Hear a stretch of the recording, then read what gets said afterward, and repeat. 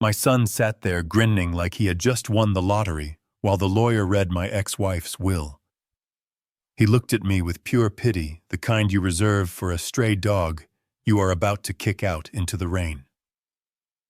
"You are getting zero, Dad," he whispered loud enough for everyone to hear. "Not a single dime. Go back to your rental." He was right about the rental. He was right that on paper I was just the broke ex-husband. But he was wrong about who was actually in charge.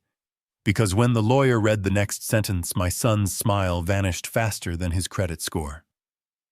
"My name is Thomas Blackwood. I am 68 years old. And this is the story of how I taught my ungrateful son that the man who builds the bridge is the only one who knows how to blow it up." If you have ever been underestimated by your own family, like this video and subscribe. Let me know in the comments where you are watching from. I want to see how far this story travels. The rain at the cemetery was cold, but not as cold as the look my son Brandon gave me when I tried to approach the casket.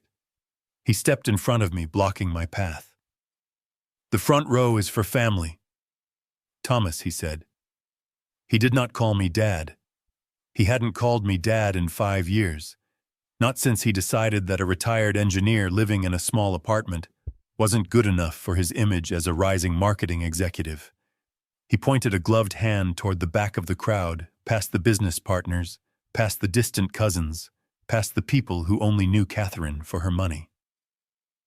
"You can stand back there by the gate," Brandon said. "Try not to embarrass us. Tiffany is live streaming this for her followers." I looked at Tiffany, my daughter-in-law. She was standing by the grave holding a black lace umbrella in one hand and her phone in the other. She was posing. She was actually posing next to my ex-wife's open grave, checking her angles, making sure her waterproof mascara was perfectly tragic. I didn't argue. I didn't make a scene. I just nodded and walked to the back. I stood under an oak tree watching them bury the woman I had loved for 40 years. Catherine and I had divorced 10 years ago, but it wasn't because we stopped loving each other. It was business. It was a strategic move to protect her assets from a lawsuit that threatened to sink her empire. We stayed divorced on paper because it was safer. We lived apart because it kept up the appearance. But every Sunday she came to my small apartment for coffee. Every major decision she made, she ran by me first. Brandon didn't know that. He only saw the surface. He only saw a mother who was a real estate tycoon worth millions and a father who drove a 10-year-old truck. The service ended. As the crowd began to disperse, Tiffany walked over to me. Her heels sank into the wet grass. She didn't look sad. She looked impatient. She pulled a cream-colored envelope from her designer purse and shoved it into my chest. "This is for you, Tom," she said. I took it. It felt heavy. I thought maybe it was a letter from Catherine, a final goodbye she had entrusted to them. I opened it right there in the rain. It wasn't a letter. It was a legal notice. A notice to quit. An eviction notice. I read the words. "You are hereby required to vacate the premises located at 42 Oak Street within 72 hours. I looked up. Brandon was standing next to his wife, a smirk playing on his lips. "The apartment belongs to the estate now, Dad," Brandon said. "And as the sole heir, I have decided to liquidate the asset. You have 3 days. 3 days. I looked at the house keys in my pocket. Catherine had bought that small apartment building years ago under a shell company. She let me live there rent-free. It was our meeting place. "You are evicting me at a funeral?" I asked. My voice was calm. It surprised even me.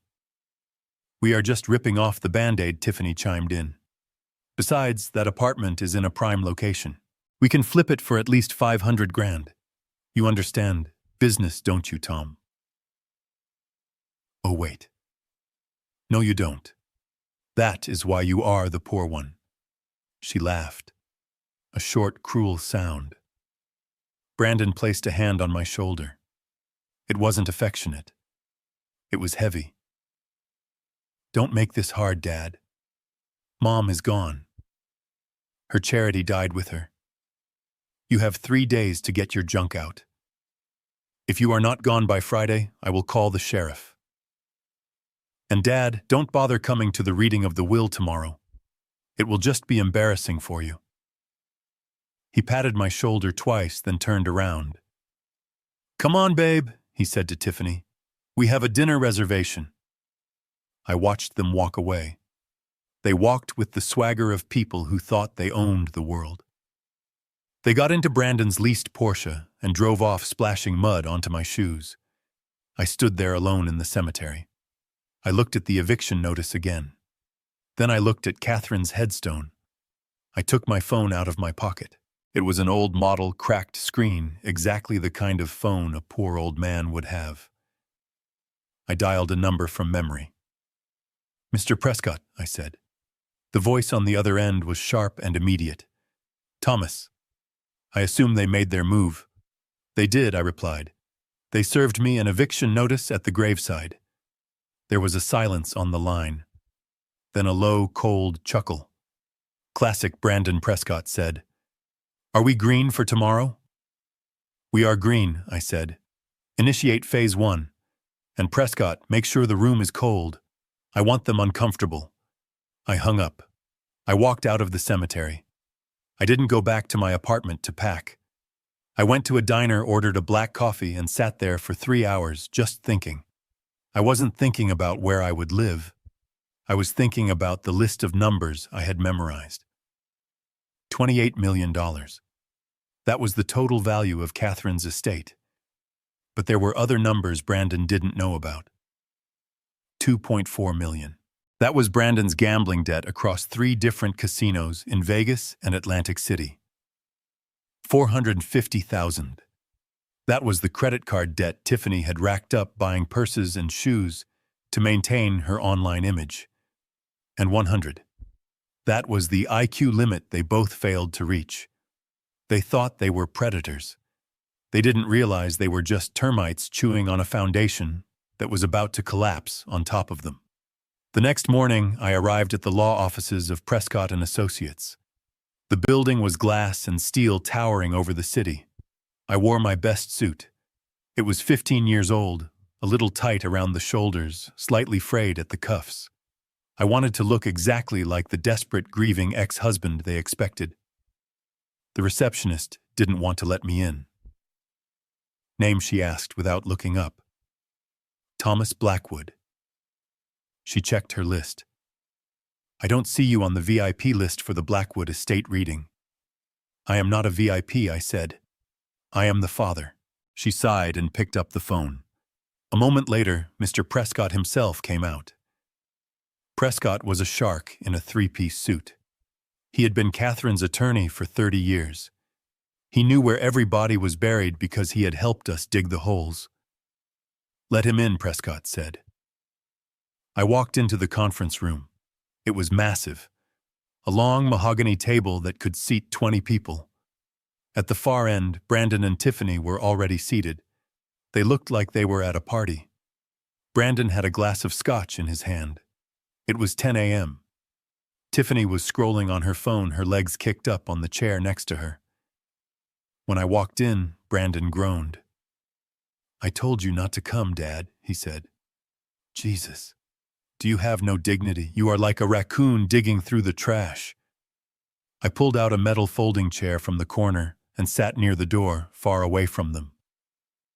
I just want to hear what she wanted, I said quietly. She wanted you gone, Tiffany snapped. That is why she divorced you. God, this is pathetic.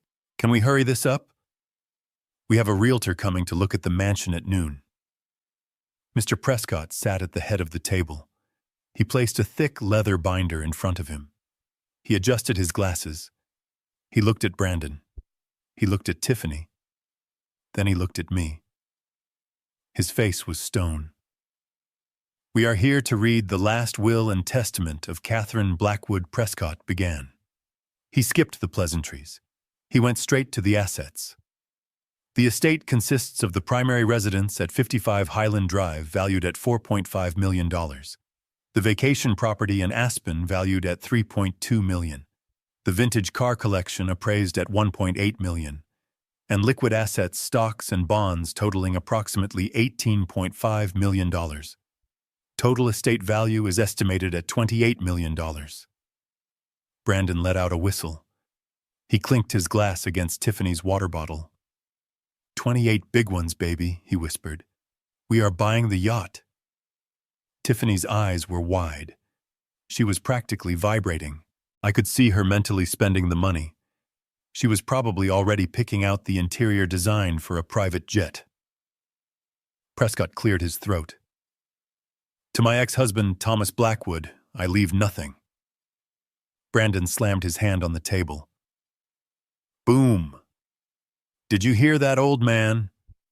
Nothing, zero, it is in writing. Tiffany laughed. It was a high, shrill sound.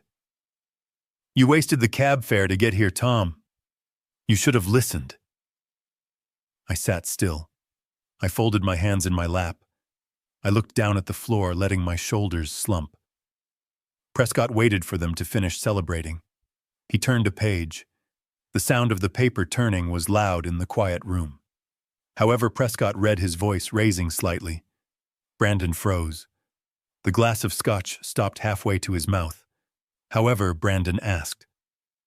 However, Prescott continued. All assets, including all properties, vehicles, and cash accounts, shall be immediately transferred into the Catherine Blackwood Protective Trust. Trust. Brandon stood up. What trust? We didn't discuss a trust. I am the executor. I am the son. Sit down, Mr. Blackwood, Prescott said. His voice was like a whip. Brandon sat slowly. The trust, Prescott read, has been established to ensure the longevity of the estate. The beneficiary of the trust is Brandon Blackwood. Brandon relaxed. He slumped back in his chair. Okay. You scared me for a second. So it is in a trust. Whatever. Just sign the check over to me. How do I access it? You don't, Prescott said. Excuse me. You do not access the trust, Mr. Blackwood. The trust is a discretionary entity. That means the assets are controlled by a trustee. The beneficiary, that is you, has no direct access to the capital. You cannot sell the properties. You cannot withdraw the cash. You cannot leverage the assets for loans. You receive what the trustee decides to give you. Brandon's face turned red. Who is the trustee? He demanded.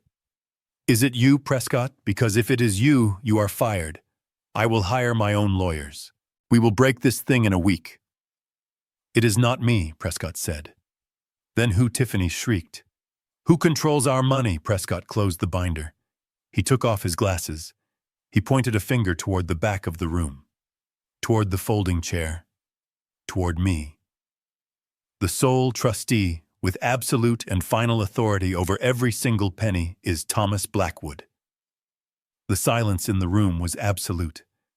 It felt like all the air had been sucked out. Brandon turned his head slowly. He looked at me. He looked like he was trying to solve a physics equation in a foreign language. Him, Brandon whispered. My dad. The guy who clips coupons for cat food. That is correct, Prescott said. Your father controls the house you are living in. He controls the cars you drive. He controls the bank accounts. If you want a stick of gum, Mr. Blackwood, you have to ask your father for permission to buy it. No, Tiffany screamed. She jumped up. This is a joke. This is a sick joke. He is a loser. He is a broke nobody. Catherine hated him. Apparently not, I said. I stood up. I pushed the folding chair aside. I didn't slouch anymore. I stood up to my full height. I unbuttoned my frayed suit jacket and buttoned it again properly. I walked to the table. Brandon watched me come. He looked terrified. Dad, he said. Dad, look, we were just joking earlier. You know that, right? The eviction thing. That was just stress. Grief. We deal with grief differently. I ignored him. I walked past him. I walked to the head of the table. Prescott stood up and offered me his chair. "Thank you, Arthur," I said. I sat down in the leather chair. It was comfortable. It fit perfectly. I opened the binder. I didn't look at the will. I looked at the second tab. The tab marked liabilities. I put on my reading glasses. Not the cheap drugstore ones I wore around them. My prescription glasses. "Let's see what we have here," I said. I pulled out a document. "Brandon," I said. "It says here you owe $2 million to the Emerald Casino in Las Vegas, and another $800,000 to a private lending group in Chicago. A group that is known for breaking kneecaps, not charging interest." Brandon went pale. How do you have that?" I pulled out another sheet. "And Tiffany," I said. 5 credit cards maxed out. A second mortgage on your parents' house that you forged their signature for." "That is a felony, dear." Tiffany stopped screaming. She collapsed into her chair. "Here is the situation," I said. My voice was hard. It was the voice I used when I managed construction crews on skyscrapers. It was the voice of a man who built foundations that held up millions of tons of steel. "As trustee, I have a fiduciary duty to protect the assets of the trust. Paying off gambling debts and shopping sprees for luxury handbags does not fall under prudent investment." "Dad, please," Brandon stammered. "Those guys in Chicago. If I don't pay them by the 1st of the month, they said they would hurt me. You have to release the funds. It is $28 million. It is a drop in the bucket," denied, I said. "What request?" denied, I said. "I am not releasing a single cent of Catherine's money to pay for your mistakes." "You can't do that," Brandon yelled. He slammed his fists on the table. "It is my money. It is my inheritance. It is my decision," I corrected him. Brandon's face twisted. It was ugly. It was the face of a spoiled child who had never been told no. He lunged. He jumped over the table, reaching for my throat. I didn't flinch. I didn't move. Before he could touch me, 2 large men in black suits stepped out from the side office. I had hired them that morning. One of them grabbed Brandon by the back of his expensive suit jacket and slammed him back into his chair. "Sit down," the guard growled. Brandon gasped for air. He looked at the guard, then at me. "You brought security to a will reading I learned from the best," I said.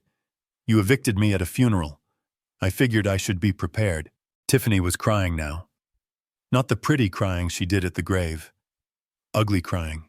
Snot and mascara running down her face. "Tom, please," she wailed. "We are family. You can't leave us like this. We will lose everything. They will take the cars. They will evict us from our condo." I leaned forward. "Speaking of evictions," I said. I pulled a piece of paper from my pocket. It was the eviction notice they had given me yesterday. "I have decided to accept your terms. I will vacate my apartment." "Good," Brandon said, rubbing his neck. "Good. At least you are being reasonable." However, I continued, "Since the mansion on Highland Drive is now trust property, and I am the trustee, I have decided to conduct a thorough audit of the premises." "What does that mean?" Tiffany asked. "It means," I said, "that I am changing the locks on the mansion today. You two have been living there for free for 6 months while Catherine was in the hospital. That ends now. You are kicking us out," Brandon screamed. "Where are we supposed to go?" I looked at the eviction notice again. "I hear there is a nice apartment available on Oak Street," I said. "It needs some work. It has a bit of a damp smell. But it is available in 3 days." I tossed the eviction notice back at him. "Rent is $2,000 a month, payable to the trust. Don't be late." Brandon stared at the paper. His hands were shaking. I stood up. "Meeting adjourned," I said. I walked out of the office. Prescott followed me. "That went well," Prescott said as we got into the elevator. "It is just the beginning," I said. "Brandon isn't going to give up," Prescott warned. He is desperate. Desperate men do stupid things. I know, I said. I am counting on it. The elevator doors opened to the lobby. The sun was shining through the glass. Let's go to the bank, Arthur, I said. I want to see my accounts. And then I want to buy a very expensive bottle of whiskey. To celebrate, Prescott asked. No, I said. To pour on the ground for Catherine. She always hated the cheap stuff I drank. For the next 3 days, I watched my son unravel from a distance. I moved into a hotel. Not a luxury one, just a clean place with room service. I needed a base of operations. My phone blew up. 50 calls from Brandon. 20 from Tiffany. I didn't answer a single one. Instead, I watched Tiffany's social media. She went live that night. She was crying, holding a glass of wine. My husband's father is a monster, she told her followers. He stole our inheritance. He is abusing his power. We are victims of a bitter old man. The comments were pouring in. People were sending her sympathy, sending her money. Poor you. That is awful. Sue him. I watched it and drank my coffee. Go ahead, I whispered to the screen. Dig the hole deeper. The next morning, the first legal attack arrived. I was served with a lawsuit. Brandon was suing for removal of the trustee. He was claiming I was mentally incompetent. He claimed I had dementia, that I was unfit to manage $28 million. I called Prescott. He filed a 205 petition, Prescott said. He has an affidavit from a doctor claiming he examined you and found signs of cognitive decline. I haven't seen a doctor in 2 years, I said. I know, Prescott said. The doctor is Dr. Eris. He is a known hired gun for these types of cases. He will sign anything for $5,000. So what do we do, I asked. We fight it, Prescott said. But it will freeze the assets. The judge will put a temporary hold on the trust until the competency hearing. That could take months. Months, I repeated. Brandon didn't have months. The loan sharks in Chicago weren't going to wait for a court date. This was a stall tactic. He was trying to force a settlement. Tell the judge I will submit to an independent evaluation, I said. Immediately. Today. It doesn't work that fast, Tom. The courts are slow. Then we make them fast, I said. I hung up. I needed to provoke him. I needed him to make a mistake bigger than a fake lawsuit. I went to the mansion. I knew they hadn't left yet. I knew they were squatting. I pulled up to the gate in a taxi.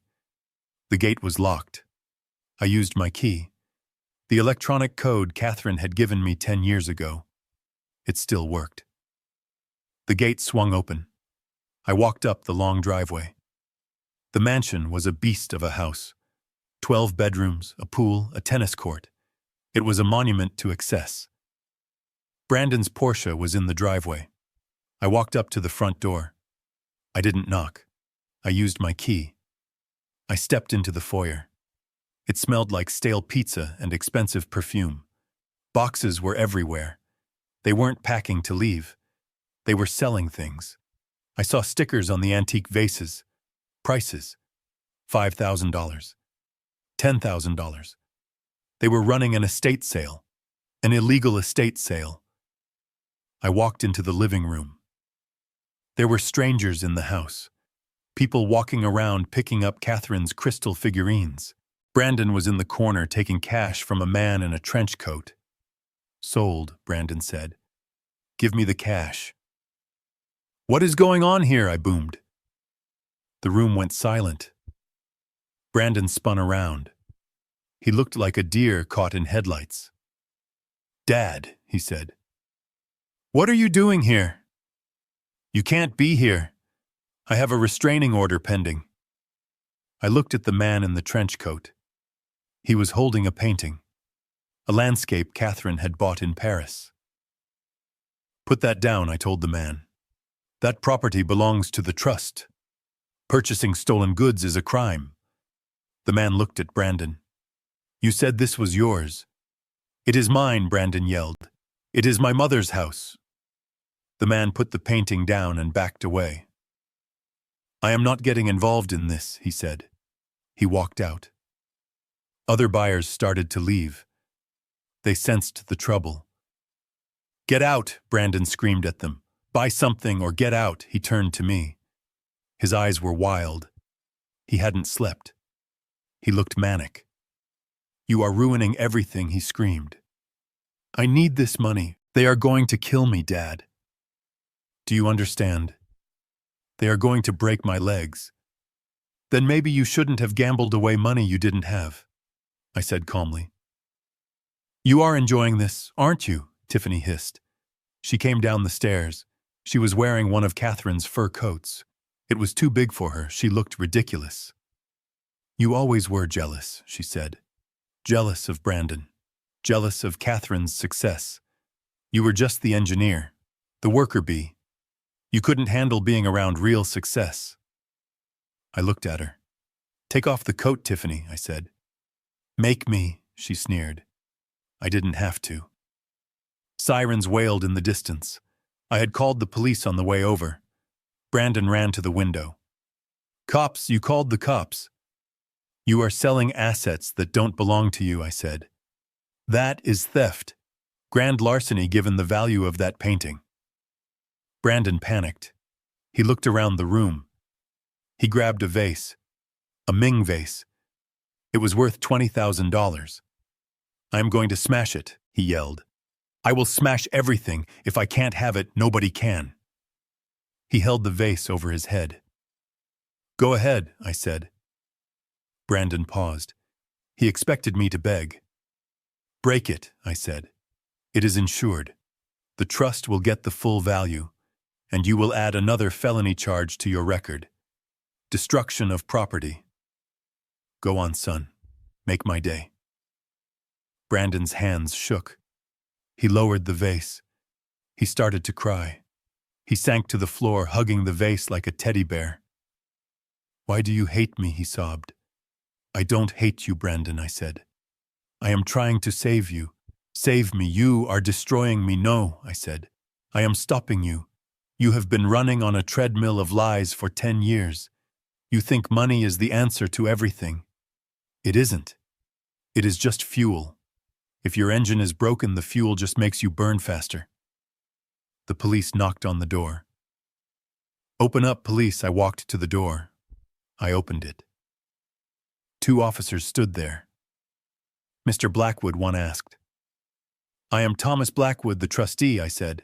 These 2 people are trespassing and attempting to sell stolen property. I would like them removed. The officers walked in. They saw Brandon on the floor. They saw the price tags on the furniture. Sir, ma'am, you need to come with us, the officer said. They didn't arrest them, not yet. It was a civil dispute at this point, but they were escorted out. I watched from the porch as they were put into the back of a squad car to be driven off the property. Tiffany was screaming at the officers, telling them she had 1 million followers. Brandon just looked at me through the glass. He looked small. I locked the front door. I was alone in the mansion. It was quiet. Too quiet.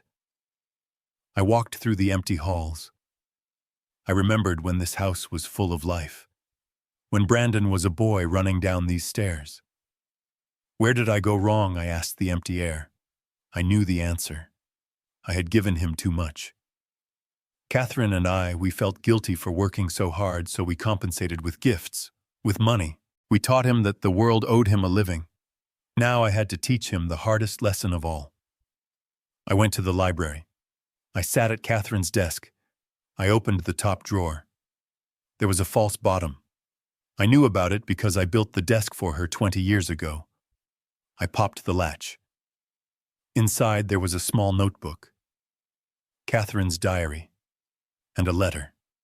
Addressed to me. Tom, the letter read. If you are reading this, I am gone. And if you are reading this, it means Brandon has done exactly what we feared he would do. I tried to help him, Tom. I paid his debts twice. I bailed him out. But he never learns. He only wants more. You were always the strong one, the disciplined one. I need you to be strong one last time.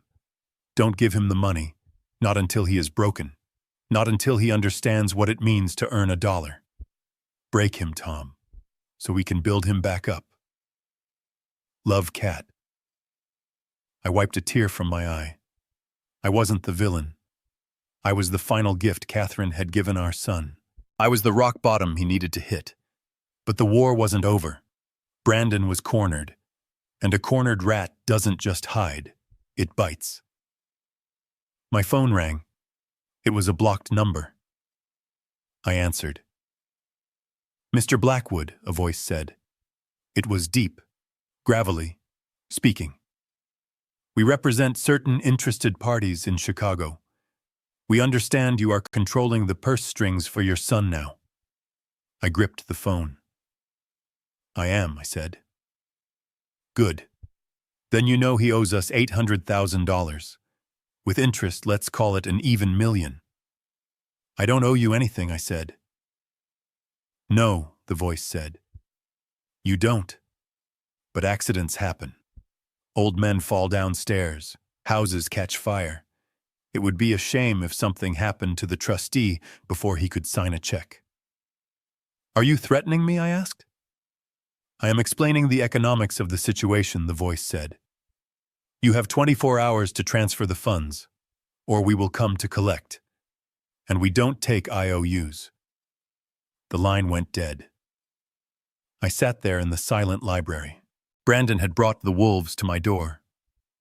I looked at the letter from Catherine. Be strong. I picked up the phone and dialed Prescott. We have a problem, I said. What is it? The Chicago debt just became my problem. They threatened me. Call the police, Prescott said. No, I said. Police can't stop these guys. They will just wait. Then what do? We pay them, I said. What you just said, I am not giving them Catherine's money, I said. I am going to buy the debt. I don't understand. I am going to use my own savings, I said. I have some money put away, not millions, but enough. I will buy the debt note from them at a discount. Cash. Today. Why would you do that? Prescott asked. Because I said. Once I own the debt, I own Brandon. He won't owe the mob anymore. He will owe me. And I am going to collect in a way the mob never could. How I am going to make him work it off, I said. Minimum wage. For the rest of his life, if necessary. I hung up. It was a risky move. It would drain my personal retirement. If I failed, I would be broke. But it was the only way. I wasn't just fighting for the money anymore. I was fighting for my son's soul. And the battle was just getting started. I stayed in the hotel room with the blackout curtains drawn tight. The world outside was bright and loud, but in here it was silent. I needed the silence. I needed to think. My phone sat on the mahogany desk, vibrating every 3 seconds. It wasn't ringing. It was buzzing with notifications. Hundreds of them. Thousands. I picked it up and unlocked the screen. My name was trending. Thomas Blackwood, the monster of Highland Drive. I clicked on the link that had been sent to me by a dozen different numbers I didn't recognize. It led to a live stream. Tiffany was on screen. She wasn't wearing her usual designer clothes. She was wearing a simple, oversized gray t-shirt. She wasn't wearing makeup. Her eyes were red and puffy. She sat on the floor of her parents' cramped living room, hugging her knees to her chest. She looked vulnerable. She looked broken. She was a professional. Guys, she whispered to the camera. I didn't want to do this. I wanted to handle this privately. But I am scared. I am so scared for my husband. The viewer count was climbing. 20,000 people watching. 30,000. She wiped a tear from her cheek. You know about the will, she continued. You know that Brandon's mom passed away, but you don't know the truth about his father. Thomas. She said my name like it was a curse word. He has always been abusive, she lied. Not physically, but up here. She tapped her temple. He controlled Catherine for years. He made her think she was going crazy, and now he is doing it to us. He kicked us out on the street. He laughed at us while we packed our bags. He is holding the inheritance hostage because he wants to see us suffer. He is a narcissist, a predator. I watched the comments scroll by on the side of the screen. They were moving so fast, they were a blur of hate. Find him. Expose him. Someone should teach this old man a lesson. I sipped my cold coffee. I didn't feel anger. I felt a cold, detached assessment. When I was a chief engineer, I built bridges that spanned miles of open water. I learned very quickly that you cannot control the wind. You cannot control the waves. You can only control the integrity of the steel. You build the foundation deep enough that the storm doesn't matter. Tiffany was the storm. She was a Category 5 hurricane of lies and manipulation. She was trying to erode my foundation. She didn't know I was built on bedrock. She held up a piece of paper to the camera. "Look at this," she sobbed. "This is a letter he sent us, threatening us." I squinted at the screen. It was a fake. I had never written a letter. I only spoke through lawyers. She had forged it. He said, "If we don't give him half of Brandon's salary for the rest of his life, he will make sure we never see a dime of the inheritance," she cried. "He is blackmailing his own son." The donation link at the bottom of her video was flashing. Money was pouring in. People were donating $5, $10, $50 to the Poor Victims Fund. I turned off the phone. I didn't throw it against the wall. I didn't scream. I walked to the window and peeked through the gap in the curtains. There were reporters downstairs. I could see the news vans. They had found me. A hotel employee must have sold my location. I was trapped. I was isolated. I had no friends to call. My wife was dead. My son was my enemy. The world thought I was a monster. Most men would have cracked. Most men would have gone downstairs and tried to explain themselves. They would have shouted that it was a lie. But an engineer knows that when the pressure is high, you don't add more pressure. You redistribute the load. I went to the bathroom and shaved. I put on a fresh shirt. I tied my tie with steady hands. I ordered room service, a club sandwich and a pot of tea. When the waiter brought it, he wouldn't look me in the eye. He set the tray down hard on the table. He practically ran out of the room. He had seen the video. I ate the sandwich. I drank the tea. Then I opened my laptop and started a video call with Prescott. His face appeared on the screen. He looked sweaty. He was in his office, but I could see people running around in the background. Thomas Prescott said, "It is a disaster. The firm's phones are ringing off the hook. We are getting death threats. They are calling for my disbarment for representing you." "Calm down, Arthur," I said. "Calm down. Have you seen the internet? They are doxing you. They posted your old address. They are coming for you. We need to issue a statement. We need to settle. Give them something to make this stop." "No," I said. "Thomas, be reasonable. This is a PR nightmare. We are losing the court of public opinion." "I don't care about public opinion," I said. "I care about facts. They are destroying your reputation."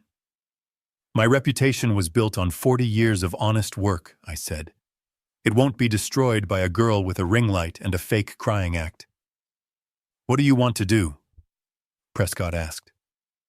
He sounded desperate. "I want you to prepare a file," I said. "A file. I want the blueprints, Arthur." "What blueprints?" "The blueprints of their destruction." I leaned into the camera. "Tiffany made a mistake," I said. "She got greedy. She forged a letter. That is fraud. She is soliciting donations based on a lie. That is wire fraud. She is using a carriage service to transport goods bought with those donations. That makes it federal." "You want to press charges?" Prescott asked. Not yet, I said. That is too slow. I want to use the nuclear option. Prescott froze. You mean Clause B, I mean Clause B. Thomas, that clause, Catherine put that in there as a failsafe. It was never meant to be used. It will burn everything down. It is time to burn it, I said. But the fallout? Do it, Arthur. Draft the motion and send a copy to Brandon. Just Brandon. Not his lawyer. Not his wife. Send it directly to his personal email. Prescott hesitated. You are a cold man, Thomas. I am a structural engineer, Arthur Rance replied. I fix problems, and sometimes to fix a building that is rotting from the inside, you have to condemn it. I ended the call. I sat back in the chair. The noise outside was getting louder. I could hear chanting. Hey, hey, ho, ho, the greedy father has got to go. It was catchy. I would give them that. I picked up my notebook. I turned to a fresh page. I wrote down a list of variables. Variable 1, Brandon's gambling debt. Variable 2, Tiffany's vanity. Variable 3, the durability of their marriage when the money runs out. I did the math. The equation didn't balance. The structure was unstable. All I had to do was pull one pin. I looked at my watch. It was 2 p.m. By 5 p.m., Brandon would receive the email. By 6 p.m., the alliance between him and Tiffany would begin to fracture. By tomorrow morning, the mob outside my window would be the least of their problems. I poured another cup of tea. I waited. Patience is a weapon. Most people don't know how to use it. They rush. They react. They explode. I just wait. I wait for the concrete to set. I wait for the steel to cool. And I wait for my enemies to walk into the trap I built for them, thinking it is a palace. The notification on my laptop screen blinked green. It was a read receipt. Brandon had opened the email. I leaned back in my chair in the hotel room, the city noise below me a distant hum. I could almost hear the shout of victory from across town. I could picture it perfectly. Brandon jumping up from the stained couch in his in-laws' house, spilling his drink, screaming that the old man had finally cracked. Tiffany probably grabbed her phone immediately to record a victory dance for her followers. They thought they had won. They thought the public shaming the lies and the pressure had broken me. They thought I was handing them the keys to the kingdom because I was too weak to fight. The email was simple. It was a formal notification from the trustee. In accordance with the beneficiary's urgent request for housing and pursuant to Clause B of the trust agreement, immediate occupancy of the primary residence at 55 Highland Drive is granted to Brandon Blackwood and his spouse. They didn't read the fine print. They never did. They saw the address. They saw the word granted. They didn't ask why Catherine had nicknamed that house the Gilded Cage. They didn't ask why I, a structural engineer, had refused to live there for the last 5 years of our marriage. They just saw a mansion worth $4.5 million, and they saw themselves inside it. The move happened less than 24 hours later. I didn't have to guess. I watched it happen. I had access to the security cameras.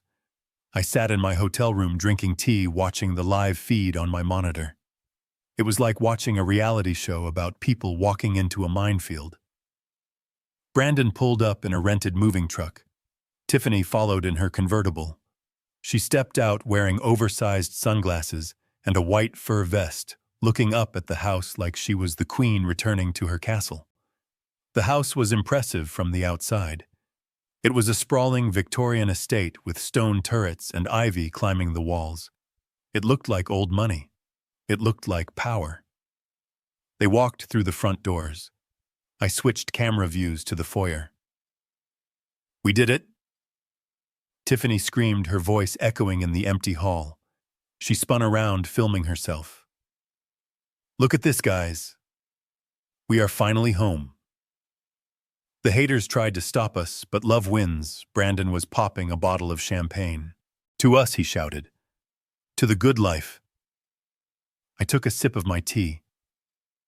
Enjoy it, I whispered. The temperature is dropping tonight. The first crack in their perfect world appeared 6 hours later. The sun went down and the chill of late autumn settled over the city. That house was built in 1902. It had single-pane windows and stone walls that held the cold like a tomb. On the camera feed, I saw Tiffany wrap her arms around herself. She said something to Brandon. He walked over to the thermostat on the wall and cranked it up. Nothing happened. He hit it again. He fiddled with the dial.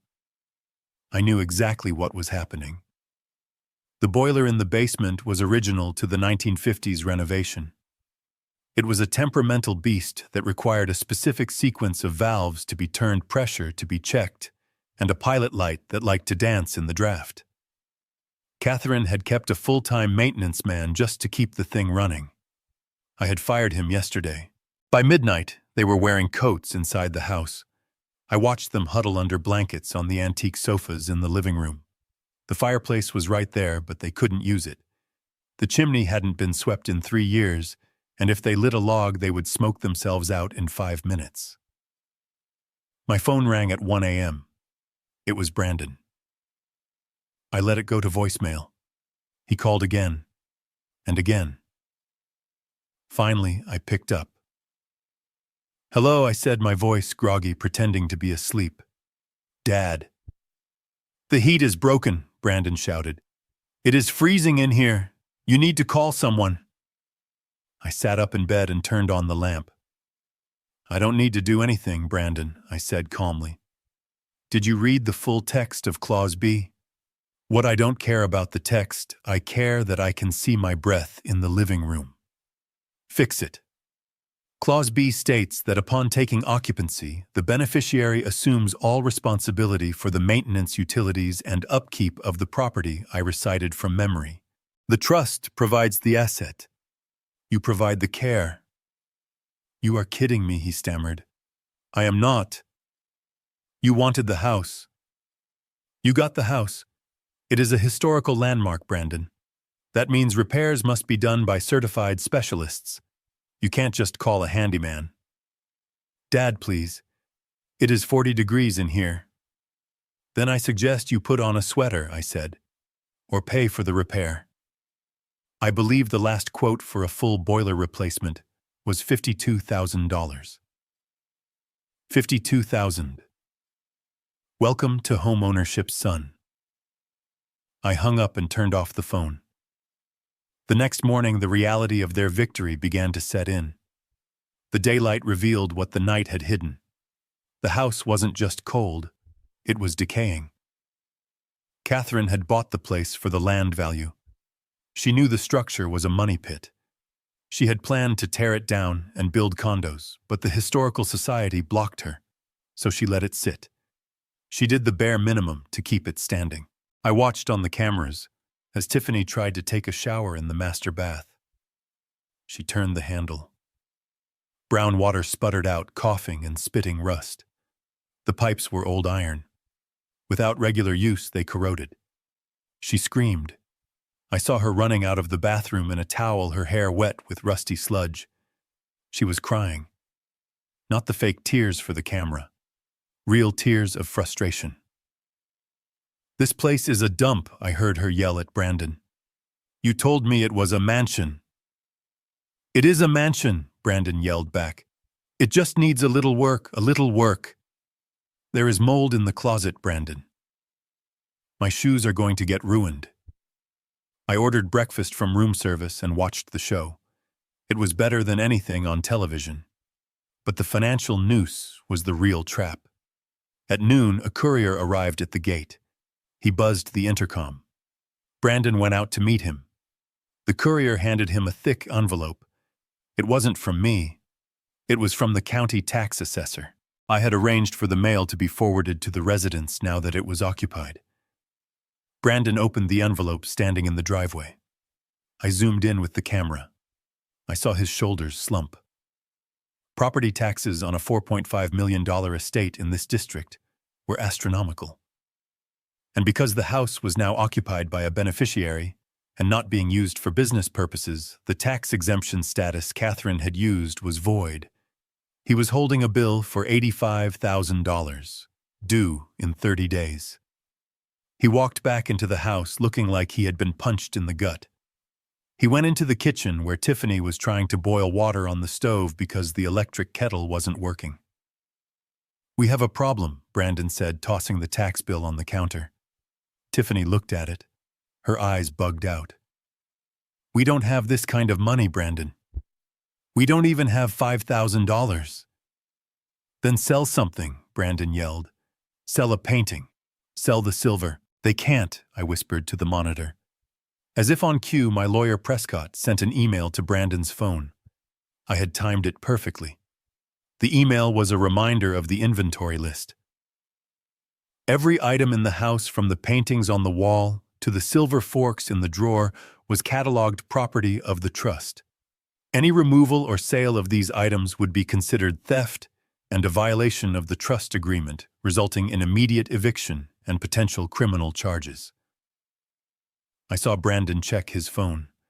He read the email. He looked at the antique silver tea set on the counter. He picked up a heavy silver spoon and threw it across the room. It clattered against the stone floor. He was trapped. He was living in a museum he couldn't afford to visit, let alone live in. Later that afternoon, the real sharks started circling. I saw a black sedan pull up to the gate. 2 men in suits got out. They didn't look like lawyers. They looked like the kind of men who collected debts for the private lending group in Chicago. They buzzed the intercom. Brandon didn't answer. They buzzed again. Long, angry presses. I watched Brandon on the interior camera. He was hiding in the hallway, peeking out the window. He was terrified. He had told his creditors he was coming into money. He had told them he would have the $28 million. Now they knew he was in the house, but they probably also knew he didn't have the cash. The men stood there for 10 minutes. One of them took a picture of the gate. The other one made a phone call. They got back in the car and drove off slowly. They weren't leaving. They were just backing off to wait. Brandon collapsed onto the stairs. He put his head in his hands. Tiffany sat next to him. She wasn't comforting him. She was scrolling on her phone, probably deleting comments or blocking people who were asking why she hadn't posted a house tour yet. They were alone. They were cold. They were broke. And they were sitting inside a $4 million trap that was slowly suffocating them. I closed my laptop. I had to go to a meeting. I had an appointment with a very specific type of broker. Brandon was about to try something desperate. I knew my son. When he was cornered, he didn't get smarter. He got reckless. He was going to try to leverage the house. He was going to try to take out a loan against the property value, forging my signature, if he had to. I needed to be one step ahead. I needed to make sure that when he reached for a lifeline, he grabbed an anchor instead. I put on my coat. The hotel room was warm and quiet. I felt a moment of pity for them shivering in that drafty mausoleum. But then I remembered the eviction notice at the funeral. I remembered the live stream. I remembered the email calling me a narcissist. The pity evaporated. I checked my reflection in the mirror. I didn't look like a retired engineer anymore. I looked like a man who was done building bridges. I walked out the door. Phase 2 was complete. The house was crushing them. Now it was time for Phase 3, the financial collapse. I took the elevator down to the lobby. My phone buzzed in my pocket. It was a text from Brandon. "Dad, we need to talk. It is urgent." I didn't reply. Let him sweat, I thought. Let the cold seep in. Let him understand that the warmth he took for granted his entire life wasn't free. It was provided. And the provider had just walked off the job. I watched the surveillance feed from my hotel room. It was pitiful. Brandon was pacing the length of the freezing library wrapped in 3 layers of cashmere. He looked like a prince who had lost his kingdom and was trying to govern a pile of rubble. The house was cold. The water was brown. The silence was heavy. He picked up his phone. I knew who he was calling. I had access to his call logs through the family plan he had never bothered to separate from my account. He was dialing a number listed in his contacts simply as the guy. This was the mistake I had been waiting for. I listened to the call. "I need cash," Brandon whispered into the phone. "No, not for the big debt. I need walking around money. I need 50,000, just to keep the lights on, just to fix the heat." He paused. He listened. "I have collateral," Brandon lied. "I have the house. It is worth $4 million. I can sign a lien." He was offering property he did not own. He was committing fraud. Again. I hung up the monitor and picked up my own phone. I dialed the number for the private lending group in Chicago. The ones who had threatened me. The ones who held the $800,000 note on my son's gambling addiction. "Mr. Blackwood." The gravelly voice answered. "I am ready to deal," I said. I met them an hour later in the back of a steakhouse downtown. It was a cliché, but criminals love tradition. There were two of them. They wore expensive suits that didn't quite fit. They looked at me like I was a desperate father trying to save his boy. They were wrong. I was a businessman acquiring an asset. I placed a cashier's check on the table. It was for $600,000. "The debt is $800," the man said, "plus interest. That brings it to $1 million. "The debt is bad," I said calmly. "You know it. I know it. Brandon doesn't have the money. The trust is locked tight. If you kill him, you get $0. If you sue him, you get in line behind 50 other creditors." I pushed the check forward. $600,000. Cash. Today. Take it and transfer the note to my holding company or walk away with nothing. The man looked at the check. He looked at his partner. Greed warred with pride. Greed won. Greed always wins. He took the check. He signed the transfer paper I had prepared. "Pleasure doing business with you, Mr. Blackwood." He sneered. "Your son is a loser. You are wasting your money." "I am not wasting it," I said. "I am investing in his education." I walked out of the steakhouse with the paper in my pocket. I now owned Brandon's biggest nightmare. The Chicago mob wouldn't break his legs anymore, but I had the power to break his spirit. I returned to the hotel and opened my laptop. Brandon had found a local lender for his $50,000 request, a predatory loan shark who operated out of a pawn shop on 4th Street. I saw the email confirmation pop up on Brandon's screen via my remote access. He had agreed to an interest rate of 40%. He had signed a document pledging the mansion's contents as collateral. He was selling Catherine's legacy to buy heating oil and takeout food. I called the pawn shop owner. I didn't use my name. I used the name of my shell company, Ironwood Financial. "I understand you just issued a high-risk loan to a Mr. Brandon Blackwood," I said. "Who is this?" the pawnbroker asked. "I am the primary lien holder on his assets." I lied smoothly. "Your loan is subordinate to mine. If he defaults, and he will default, I will seize everything before you see a dime.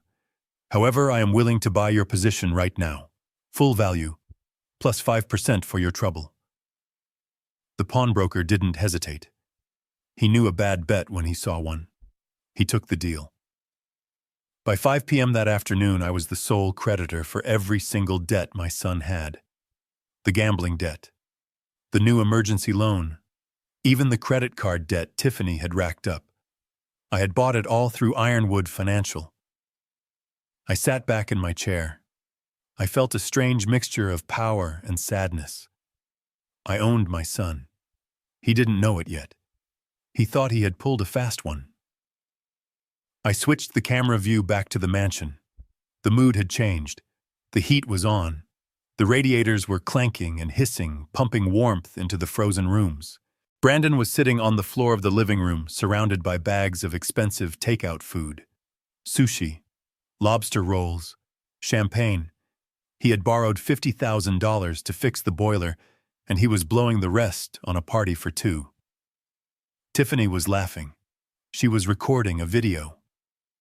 "We are survivors," she shouted to her phone. "We hit a rough patch, but we are back on top. The haters can't keep us down. They were toasting with my money. They were celebrating with debt they could never repay." I picked up my phone and typed a text message to Brandon. I sent it from an anonymous number associated with Ironwood Financial. "Mr. Blackwood," the text read, "this is a notification that your debts have been consolidated and acquired by Ironwood Financial. Your first payment of $15,000 is due in 48 hours. Failure to pay will result in immediate asset seizure." I watched the screen. Brandon's phone buzzed. He picked it up. He read the message. He dropped the lobster roll. He showed the phone to Tiffany. She stopped laughing. She looked at the camera, realized she was still recording, and ended the stream abruptly. "Who is Ironwood Financial?" I heard Tiffany ask. "I don't know," Brandon stammered. "I don't know, but they bought the Chicago debt. And the pawn shop debt. They bought everything. $15,000 in 2 days," Tiffany shrieked. "We just spent $3,000 on dinner and wine." I watched them panic. They started running around the room looking for things to sell. They grabbed silver candlesticks. They grabbed a small painting. But they couldn't leave the house. The police had warned them. If they were caught moving assets, they would be arrested. They were trapped in a warm house with full bellies, and they were more terrified than they had been when they were freezing. Because now the enemy wasn't the cold. It wasn't the dark. It was a faceless corporation that demanded payment. I closed my laptop. I needed to sleep. Tomorrow was going to be a busy day. I had to prepare the foreclosure papers. I wasn't going to foreclose on the house. The trust owned the house. I was going to foreclose on them. I was going to garnish his wages if he ever got a job. I was going to seize his bank accounts. I was going to make sure that every dollar he touched for the rest of his life went to paying back the debt he had accrued. He wanted to be a big shot. He wanted to live the high life on credit. Well, the bill had arrived, and the collector was his father. I lay in the hotel bed, staring at the ceiling. "Catherine," I whispered into the darkness. "I hope you can forgive me for what I am about to do," but I knew she would. She built skyscrapers. She knew that sometimes before you can build something new, you have to demolish what is standing there all the way down to the ground. Brandon was about to learn that rock bottom wasn't just a phrase. It was a destination. And he had just arrived. The glow of the laptop screen was the only light in my hotel suite. I sat in the dark sipping a glass of water, watching the final act of my son's morality play unfold on the surveillance monitor. The audio from the mansion was crisp. I could hear the wind rattling the old window panes and the frantic tapping of Tiffany's fingernails on the marble countertop. They were desperate. The notification from Ironwood Financial demanding the first payment had pushed them over the edge. They weren't looking for money anymore. They were looking for a way to erase the board. They needed the trustee gone. I watched Brandon pace the library floor. He looked haggard. He hadn't shaved in 3 days. "We have no choice," Tiffany whispered. She was huddled in a blanket, her face pale. "He is going to ruin us, Brandon. He bought the debt. He controls the house. He is going to make us homeless. We have to pull the trigger on the medical option." I leaned forward. This was it, the moment they stopped being greedy children and became criminals. Brandon stopped pacing. He looked at his wife. "Aris wants $50,000 cash," Brandon said. "We gave him the last of the credit card advances. If this doesn't work, we are dead." "It will work," Tiffany insisted. "He drafted the file yesterday. Acute paranoia. Dementia with violent tendencies. He backdated the records to show a 6-month decline. Once the police see the file, they won't even ask questions. They will just take him. And once he is in the facility," Brandon added, his voice gaining strength, "Aris keeps him sedated. We petitioned the court for emergency guardianship. We get control of the trust. We pay off Ironwood. It was a solid plan. Evil, cruel, and highly illegal, but solid. If I were just a retired old man with no resources, it would have worked. I would have woken up in a padded room with no memory of how I got there. But I wasn't just an old man. I was the man who was listening. I picked up my phone and sent a text message to a number I had saved only as medic. "It is happening tonight," I typed. "Be ready." Then I waited. 2 hours later, the knock came. It wasn't a polite knock. It was a pounding. The kind of knock that demands entry. I stood up and smoothed my jacket. I checked the mirror. I made sure I looked calm. Rational. I opened the door. The hallway was crowded. Brandon stood in the front. He was putting on the performance of his life. He had tears in his eyes. He was wringing his hands. "Dad, please," he sobbed. "Open the door. We just want to help you." Behind him stood Dr. Aris. I recognized him from the photos Prescott had shown me. He was a short, sweaty man in a cheap suit holding a clipboard like it was a shield. And behind them were 2 uniformed police officers and 2 paramedics with a gurney. "Mr. Blackwood," one of the officers said, stepping forward, "we have received a report that you are a danger to yourself and others. We have a court order for an emergency psychiatric evaluation." I looked at the officer. He was young. He was just doing his job based on the lies he had been fed. "Officer," I said calmly, "I am sitting in my hotel room drinking tea. Does that look dangerous to you?" "He is hiding a weapon," Tiffany screamed from the back of the group. She pushed her way forward. "He told us he has a gun. He said he was going to shoot us, and then himself, he is hearing voices." It was a lie so bold it was almost impressive. Dr. Aris stepped up. He waved the clipboard. "Officer, I am Dr. Aris, the family physician. Mr. Blackwood has a documented history of paranoid schizophrenia and early-onset dementia. He has been off his medication for weeks. He is in a state of acute psychosis. If we don't sedate him now, he could snap." I looked at Aris. "I have never met you in my life," I said. "See," Aris said to the officer, shaking his head sadly. "He doesn't recognize me. He has forgotten the last 5 years. It is the dementia. It is progressing faster than we thought." Brandon stepped into the room. He tried to hug me. I stepped back. "Dad." "Please," Brandon cried. "Just go with the doctor. They will take care of you. I can't watch you suffer like this. You are seeing things that aren't there." I looked at my son. I looked deep into his eyes. I was looking for a shred of hesitation, a flicker of guilt. There was nothing, just cold, hard calculation. He was willing to lock me away in a chemical prison for the rest of my life so he could buy a yacht. I realized then that the son I loved was gone. He had died a long time ago, replaced by this hollow creature. I looked at the officer. "I will come with you," I said. "I don't want a scene." "He is resisting," Tiffany yelled. "He has a knife in his pocket. Grab him." The officers tensed. One of them put his hand on his holster. "Ma'am, step back," the officer ordered. I slowly raised my hands. "I am unarmed," I said. "You can search me." The officer patted me down. He found my wallet, my phone, and a small notebook. No gun. No knife. "He is hallucinating," Dr. Aris said quickly. "He probably thinks he is holding a knife. We need to restrain him, for his own safety." The officer looked doubtful, but he had a doctor's order. He nodded to the paramedics. "Restrain him," the officer said. The paramedics moved in. One of them was tall, broad-shouldered, with a mask covering half his face. He grabbed my arm.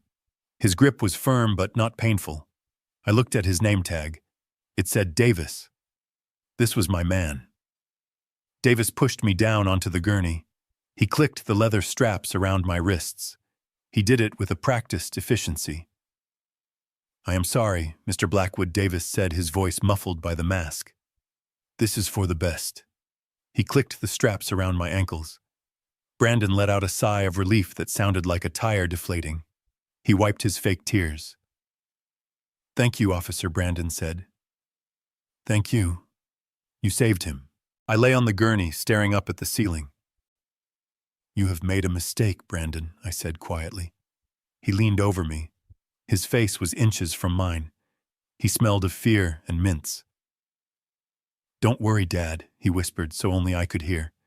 You won't remember any of this in the morning. The drugs Aris is going to give you, they are very strong. Goodbye, Dad. He stood up and nodded to the paramedics. Take him away. They wheeled me out. We went down the service elevator. The lobby was full of people watching the spectacle. The crazy millionaire being hauled off to the loony bin. They loaded me into the back of the ambulance. Dr. Aris climbed in the front. Davis and the other medic climbed in the back with me. The doors slammed shut. The siren wailed. The vehicle lurched forward. We drove for 2 blocks. Then the siren turned off. Davis stood up. He pulled down the window shade so no one could see inside. He pulled off his mask. He smiled. That was a close one, boss, Davis said. He reached into his pocket and pulled out a key. He unlocked the cuffs on my wrists, then my ankles. I sat up and rubbed my wrists. Did you get it? I asked. Davis pointed to the small camera pinned to his uniform shirt. Audio and video high definition, Davis said. I got Aris claiming he treated you for 5 years. I got Tiffany lying about the gun. And I got your son whispering that he was going to wipe your memory. It is all in the cloud, Mr. Blackwood. I looked at the front of the ambulance where Dr. Aris was sitting with the driver.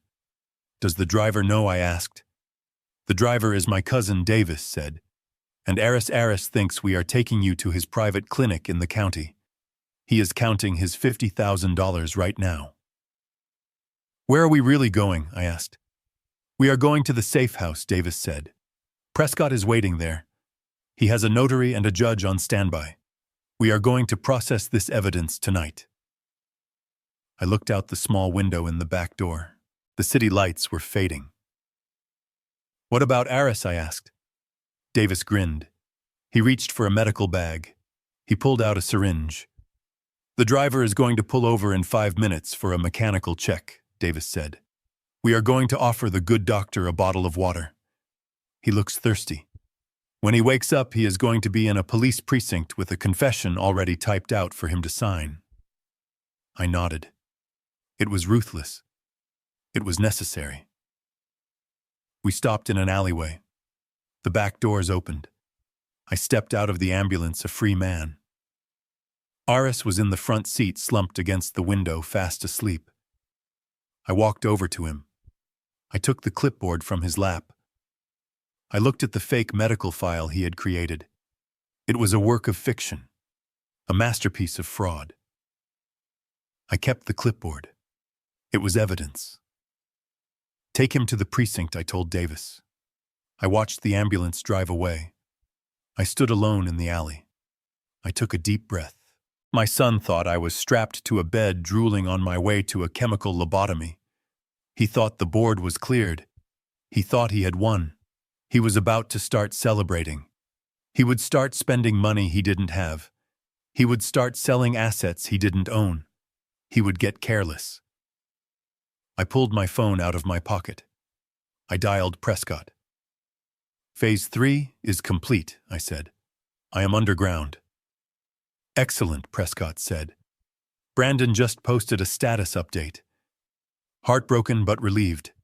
Dad is finally getting the help he needs. He is celebrating, I said. He is Prescott confirmed. He just scheduled an auction. He is selling the estate's antique collection. Tomorrow night. At the mansion. An auction, I repeated. Illegal, unauthorized, and completely public. Perfect, I said. I looked at the city skyline. Let him sell it, I said. Let him gather the buyers. Let him stand on the podium and think he is the king of the world. I will be there, Prescott. Yes, Thomas, get me a mask. I am going to buy some antiques. I hung up. I wasn't just going to stop him. I was going to let him construct his own public execution, and I was going to be the one to pull the lever. The game wasn't over. The trap had just snapped shut, and my son was the one inside the cage. The gravel of the driveway crunched under the tires of the black sedan I had hired for the evening. From the back seat, I watched the procession of luxury cars snake their way up to the mansion. Bentleys, Ferraris, a few vintage Rolls-Royces. My son had certainly managed to attract the vultures. They were the kind of people who smelled blood in the water and came swimming with open wallets, eager to pick the carcass of a dying estate clean before the legal authorities could intervene. I adjusted the silk mask on my face. It was a masquerade theme, a pretentious touch added by Tiffany to make the illegal liquidation of my ex-wife's assets feel like a high society gala. It played perfectly into my hands. To them, I was just another anonymous bidder, a faceless wallet in a tuxedo. To me, I was the executioner arriving for the final act. I stepped out of the car. The night air was crisp. The mansion was lit up like a Christmas tree, every window blazing music spilling out onto the lawn. It looked alive. It looked festive. But I knew the foundation was rotting. I walked up the steps, flashing a digital invitation on my phone that Prescott had fabricated for me. The security guard, a private contractor who didn't know my face, waved me through. Inside the house I had once shared with Catherine had been transformed into a marketplace. The furniture was pushed against the walls. Display cases had been erected in the center of the ballroom. Waiters circulated with trays of champagne, stepping over the ghosts of my memories. I saw Brandon immediately. He stood on a raised platform at the far end of the room, holding a microphone. He looked manic. His eyes were bright, too bright, and his movements were jerky. He was wearing a tuxedo that I recognized. It was mine. A custom piece I had left in the closet 5 years ago. It was tight across his chest, straining at the buttons. He was literally trying to fill his father's shoes and failing. Tiffany was working the crowd, her laugh shrill and artificial. She was draped in Catherine's jewelry, a diamond choker, sapphire earrings, items that were specifically listed in the trust as non-liquid assets meant for preservation. She was wearing evidence. I took a glass of water from a passing tray and moved to the edge of the room, blending into the shadows. I needed to wait. I needed him to commit the crime fully. Intent wasn't enough. I needed the transaction. Ladies and gentlemen, Brandon's voice boomed over the speakers. Welcome to the estate sale of the century. Tonight we are offering items that have never before been seen by the public. Treasures collected over a lifetime of empire building. And remember, tonight is cash and carry. No paper trails, just pure acquisition. A ripple of excited laughter went through the crowd. They knew it was illicit. That was part of the allure. They were buying stolen goods, and they didn't care. The auction began. It was a frenzy. A set of Ming vases went for $40,000. A Persian rug hand-woven in the 19th century went for $60,000. Brandon was practically vibrating. He was doing the math in his head, calculating how many debts he could pay off, how much he could keep. He thought he was free. He thought his father was strapped to a bed in a padded room, drooling on a pillow, while he sold off the family legacy. I waited until the centerpiece was unveiled. 2 men struggled to bring a large covered canvas onto the stage. Brandon ripped off the velvet cloth with a flourish. The crowd gasped. It was The Solitude, a painting Catherine had bought in Vienna 30 years ago. It wasn't just art. It was a piece of history, and more importantly, it was the single item Catherine had explicitly designated in her will to be donated to the National Gallery. It was classified as a protected cultural asset. Selling it to a private buyer wasn't just theft. It was a federal crime involving the trafficking of protected cultural property. Bidding starts at $500,000. Brandon announced, his voice trembling with greed. 500, a voice shouted from the front. 600, another yelled. I stepped forward. I raised my hand. 1 million, I said. The room went silent. Heads turned. The number hung in the air, heavy and undeniable. Brandon squinted into the lights, trying to see who had spoken. $1 million, Brandon repeated, his voice cracking. Do I hear 1.1? No one spoke. $1 million was a steep price for a stolen painting, even for this crowd. Going once, Brandon said, sweating now. Going twice. Sold to the gentleman in the black mask for $1 million. The gavel came down. The crack echoed like a gunshot. The crime was complete. He had accepted the bid. He had agreed to the sale. I walked toward the stage. The crowd parted for me. I moved with the steady, heavy gait of a man who knows exactly where he is going. Sir, please come up to settle the payment, Brandon said, grinning. He extended a hand. He was shaking. He was envisioning his freedom. I climbed the steps. I stood toe to toe with my son. I will settle the payment, Brandon, I said. He froze. The smile died on his lips. His eyes went wide. He knew that voice. It was the voice that had told him bedtime stories. The voice that had taught him to ride a bike. The voice he had tried to silence with a fake medical diagnosis. Dad, he whispered. I reached up and untied the silk mask. I let it fall to the floor. A collective gasp went through the room. Some of the guests recognized me. The whispers started immediately. Isn't he supposed to be in a home? I thought he was crazy. I am not crazy, Brandon, I said. My voice amplified by the microphone he was still holding. But I am very, very disappointed. You were taken away. Brandon stammered, backing up until he hit the easel, holding the painting. Dr. Aris said. Dr. Aris is currently in federal custody, I said calmly, and in about 30 seconds you will be joining him. Brandon looked around the room, looking for an exit, looking for an ally. He looked at Tiffany. She had frozen near the champagne tower, her face pale as the pearls around her neck. You can't do this, Brandon hissed. This is my house. These are my things. I pulled a document from my inside pocket. This is the inventory list of the Catherine Blackwood Protective Trust, I said, holding it up for the room to see. Every item sold tonight is listed here, and this painting is designated as a National Heritage Asset. Selling it privately is a violation of the National Stolen Property Act. I turned to the crowd. To anyone who purchased an item tonight, I suggest you leave it where it is. Possession of stolen goods is a felony. If you walk out that door with so much as a silver spoon, you will be prosecuted. The panic was instant. The vultures didn't want to fight. They wanted easy prey. They dropped vases. They abandoned rugs. They scrambled for the exits, pushing and shoving to get away from the crime scene. Brandon grabbed my arm.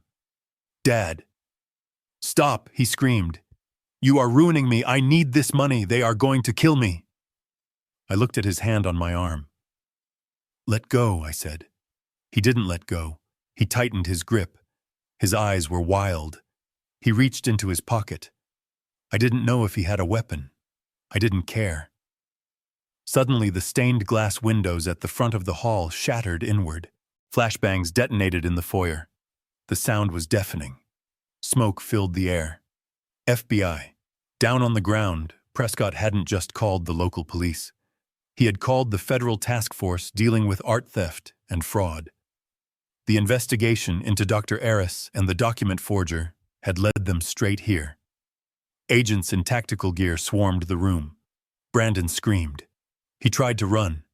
He made it 3 steps before an agent tackled him. I watched my son hit the floor. I watched them zip-tie his hands behind his back. I watched him thrash and wail like a child having a tantrum, his face pressed against the parquet floor I had installed 20 years ago. Tiffany tried to blend in with the fleeing guests. She tried to slip out the side door, but an agent was waiting. "Mrs. Blackwood," the agent said, "we have a warrant for your arrest regarding conspiracy to commit fraud and identity theft." They handcuffed her. The diamonds she was wearing sparkled under the tactical lights. I stood alone on the stage next to the painting. The room cleared out until it was just the agents, the suspects, and me. An agent approached me. "Mr. Blackwood," he asked. "I am Thomas Blackwood," I said. "I am the trustee. We secured the perimeter. The suspects are in custody. We will need a statement." I looked at Brandon. They were hauling him up. He was weeping. Snot ran down his face. He looked at me. "Dad, help me tell them it was a mistake. Tell them I didn't know I walked down the steps." I walked over to him. I leaned in close. "I can't help you, Brandon," I said softly. "The trustee has denied your request." "You are a monster," he screamed as they dragged him out the door. "You planned this. You set me up." "I didn't set you up, son," I said to his retreating back. "I just let you be yourself." The heavy oak doors slammed shut. Silence returned to the mansion. I looked around at the chaos. The overturned chairs, the spilled champagne, the debris of a life built on greed. Prescott walked in from the side entrance, flanked by 2 more agents. "It is done," Prescott said. "Is it?" I asked. He nodded. "They are facing 20 years, minimum. The federal charges for the art theft stick hard, plus the fraud, plus the attempted kidnapping regarding your medical committal. They aren't getting out anytime soon." I felt a wave of exhaustion hit me. It wasn't triumph. It was just a heavy gray fatigue. "I need a drink, Arthur," I said. I walked to the bar in the corner. I found the bottle of whiskey Brandon had been drinking. It was an 18-year-old single malt. I poured 2 glasses. I handed one to Prescott. "To Catherine," I said. Prescott clinked his glass against mine. "To Catherine, sir." I drank. The burn felt good. It felt real. But as the warmth spread through my chest, my phone buzzed. It was a text message. From Tiffany. She must have managed to send it right before they took her phone. I looked at the screen. "You think you won," she wrote, "but you don't know everything. Check the safe in the master bedroom. Brandon didn't just sell the art. He sold the one thing you actually care about." I stared at the words. The safe. Catherine kept her personal journals in there. The letters we wrote to each other when we were young. The things that had no monetary value but were worth more to me than the entire estate. I ran up the stairs. I didn't feel like an old man anymore. I felt a cold panic. I burst into the master bedroom. The safe was open. It was empty. They had sold my memories. I collapsed onto the bed. I had won the war. I had destroyed my enemies. But as I looked at the empty steel box, I realized that in a war between father and son, there are no winners. There are only survivors. And I had survived. But the cost was rising. The silence that followed the raid on the mansion didn't last long. I knew it wouldn't. Federal charges are heavy, but the legal system is a slow beast, and bail bondsmen are always hungry for business. 3 days after I watched my son and his wife being dragged away in handcuffs, they were back on the street. They had surrendered their passports. They were wearing ankle monitors, but they were free. For now. I sat in my hotel room staring at the phone. I wasn't waiting for an apology. I was waiting for the inevitable collapse. Pressure does strange things to structures that aren't built to code. It finds the cracks. It widens them. And the marriage between Brandon and Tiffany was nothing but hairline fractures held together by greed and hairspray. My phone rang on Tuesday evening. It wasn't Brandon. It was Tiffany. I answered on the first ring. I didn't say hello, I just listened. "Tom," she whispered, Her voice was shaking. It lacked the theatrical performance quality she usually projected for her followers. This sounded like raw, unfiltered fear. "Tom, I need to see you. Alone. Please, don't tell Brandon." I looked at the recording device I had already set up next to the phone. "Why would I meet with you, Tiffany?" I asked. "You just tried to sell my family heritage to the highest bidder." "Because I can give you Brandon," she said. The words hung in the air. Cold, sharp, precise. I named a place. A small diner on the edge of town, far away from the country clubs and the prying eyes of her social circle. A place where truck drivers ate meatloaf at the counter, and nobody cared who you were or what you were wearing. I arrived 10 minutes early. I sat in a booth near the back. I ordered a black coffee. Tiffany walked in wearing a hoodie and jeans. She looked small. She looked ordinary. The diamonds were gone, seized as evidence. The arrogance had evaporated, leaving behind a terrified woman who realized she was about to go to prison for a very long time. She slid into the booth opposite me. She didn't order anything. She just wrapped her hands around a glass of water, as if it were a lifeline. "He is crazy, Tom," she started, her eyes darting around the room. "Brandon is out of his mind. He is blaming me for everything. He told his lawyer that I masterminded the auction.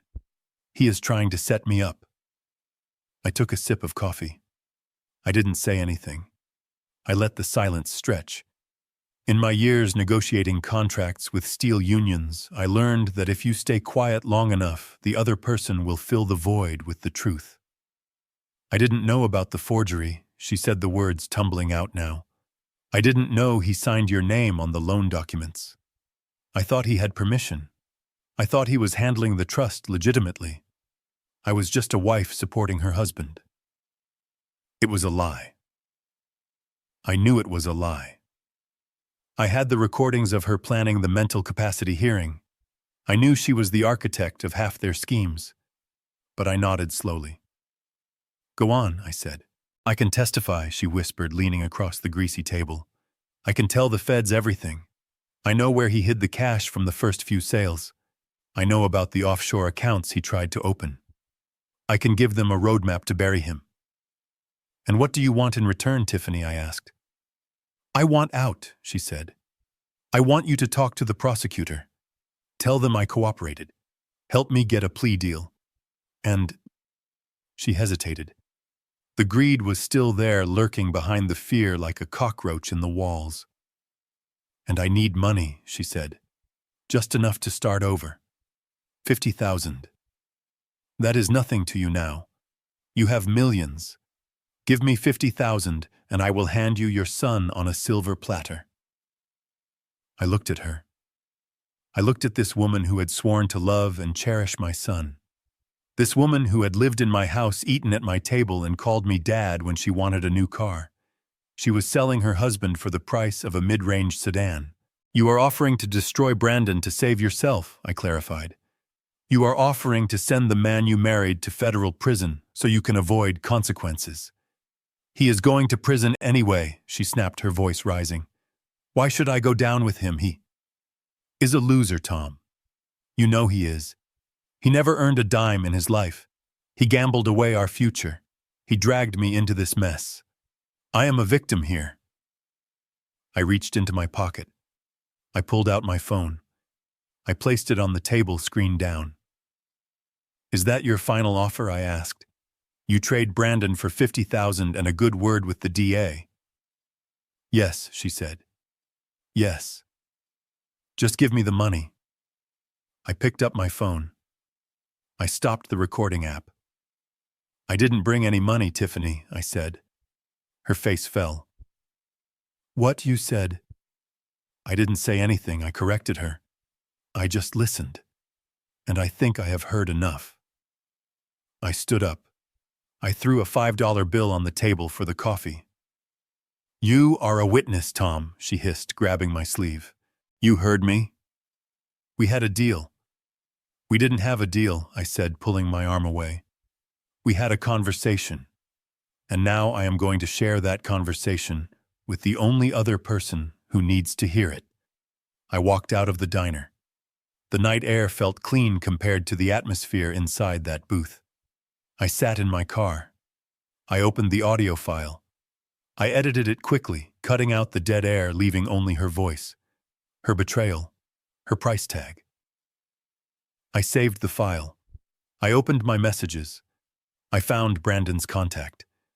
He was currently staying at a cheap motel near the airport, forbidden from returning to the mansion by the court order. He was probably sitting there right now, terrified, waiting for his wife to come back with a solution. I attached the file. I typed a short message. She values you at $50,000, son. I thought you should know. I hit send. I watched the progress bar. Sending, sent, delivered. I started the engine. I didn't drive away immediately. I waited. 5 minutes later, my phone rang. It was Tiffany. I declined the call.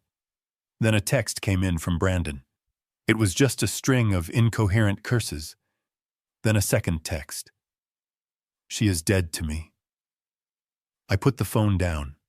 The alliance was broken. The two people who had conspired to destroy my life were now at war with each other. They wouldn't be plotting against me anymore. They would be too busy trying to rip each other's throats out. I drove back to the hotel. I felt a heavy stone in my gut. It wasn't guilt. It was the finality of it. I had just severed the last tie between them. I had ensured that when they went to trial, they would have separate defense attorneys. They would have conflicting stories. They would destroy each other's credibility on the stand. It was the most effective legal strategy money could buy, and it only cost me a cup of coffee. But as I drove through the city streets, I couldn't help but remember the day they got married. I remembered the way Brandon looked at her when she walked down the aisle. He had looked so happy, so sure. He didn't know he was marrying a mercenary, and I didn't know I was raising a fool. I parked the car. I walked up to my room. There was one more thing I had to do. I called Prescott. Arthur, I said. I just sent you an audio file. I received it, Prescott said. It is brutal, Thomas. It is necessary, I said. Send it to the district attorney. Tell them Ms. Dawson approached me to solicit a bribe in exchange for testimony. It goes to her character. It kills any plea deal she might try to cut later. You are making sure she goes to prison too, Prescott said. She was the one who suggested the mental facility, Arthur, I reminded him. She was the one who wanted to lock me away. I am just returning the favor. Understood, Prescott said. I will file it in the morning. I hung up. I poured a glass of water. My hands were steady. The house of cards had fallen. Now I just had to sweep up the debris. But I knew my son. I knew Brandon. He was weak, yes, but he was also volatile. He had just lost his fortune. He had lost his freedom. And now he had lost his wife's loyalty. He had nothing left to lose. And a man with nothing left to lose is the most dangerous thing in the world. I went to the door of my hotel room. I checked the deadbolt. I engaged the safety latch. I pushed a heavy chair in front of the door. It was an old instinct, a survival habit. I had a feeling I was going to need it. Brandon wasn't going to go quietly. He was going to explode. And I was ground zero. I sat in the leather chair of Arthur Prescott's office on the 42nd floor. The city looked small from up here. It looked manageable. I wished my life felt the same. Prescott was pacing. He held a tablet in his hand. His face was pale. Thomas, have you seen the news? He asked. I shook my head. I didn't want to see the news. I wanted to sign the final affidavits and go to sleep for a week. Brandon went back to the motel, Prescott said. He put Tiffany in the hospital. I froze. My hand hovered over the pen. Is she alive? I asked. She is in critical condition, Prescott said. Broken jaw, fractured ribs. He beat her, Thomas. He beat her half to death, and then he ran. The police have an APB out on him. He is armed and dangerous. I put the pen down. He isn't running, I said. Prescott looked at me. What? He isn't running, I repeated. He has nowhere to go. He has no money. He has no passport. He has no friends. Then where is he? He is coming here, I said. How do you know? Because he thinks I am the source of his pain, I said. He thinks if he cuts off the head of the snake, the body will stop thrashing. He is coming to finish it. Prescott reached for his desk phone. I need to call security. We need to lock down the building. He didn't get the chance. The heavy double doors to the reception area exploded inward. The receptionist screamed. It was a short, terrified sound that was cut off by the slam of the door hitting the wall. Brandon stood in the doorway. He looked like a specter. His designer suit was torn and stained with dark spots that I knew were his wife's blood. His hair was wild. His eyes were wide-rimmed with red darting around the room like a trapped animal. In his right hand he held a silver pistol. It was a .38 caliber. I recognized it. It was Catherine's. She kept it in her nightstand. He must have stolen it before the eviction. Put the phone down, Brandon screamed. Prescott dropped the receiver. He raised his hands slowly. Brandon kicked the door shut behind him. He walked into the room. He moved with the jerky, unpredictable energy of a man who had consumed too many stimulants and too little hope. He pointed the gun at Prescott. Then he swung it toward me. The barrel looked very large from 10 feet away. You did this, Brandon hissed. Spittle flew from his mouth. You ruined my life. You turned her against me. You took my house. You took my money. I didn't stand up. I stayed seated. I kept my hands on the table, palms flat. I didn't do anything, Brandon, I said. I just stopped paying for your mistakes. Shut up, he screamed. He stepped closer. The gun shook in his hand. Sign it, he ordered. Sign what I asked. He reached into his jacket pocket with his free hand. He pulled out a crumpled piece of paper. He threw it onto the desk. It was a transfer order. A single page. It transferred the entire corpus of the trust to his personal account. Sign it, he said. Transfer the funds, right now, or I will blow your brains out. I looked at the paper. Then I looked at my son. I didn't feel fear. That was the strange part. I felt a deep, hollow sadness. I remembered teaching him to catch a baseball. I remembered his high school graduation. I remembered the day he was born, how small his hands were. Now those hands were holding a gun to my head. I served in the infantry in 1971. I spent 11 months in the jungle. I knew what a man looked like before he killed. Brandon had that look. He had crossed the line. He had beaten his wife. He had nothing left to lose. If I sign this, I said, the bank will flag it. They won't process a transfer of $28 million based on a handwritten note signed under duress. I don't care. Make them process it. Call them, it won't work, Brandon. Then you die, he shrieked. He cocked the hammer. The click was loud in the silent office. You die and I inherit anyway.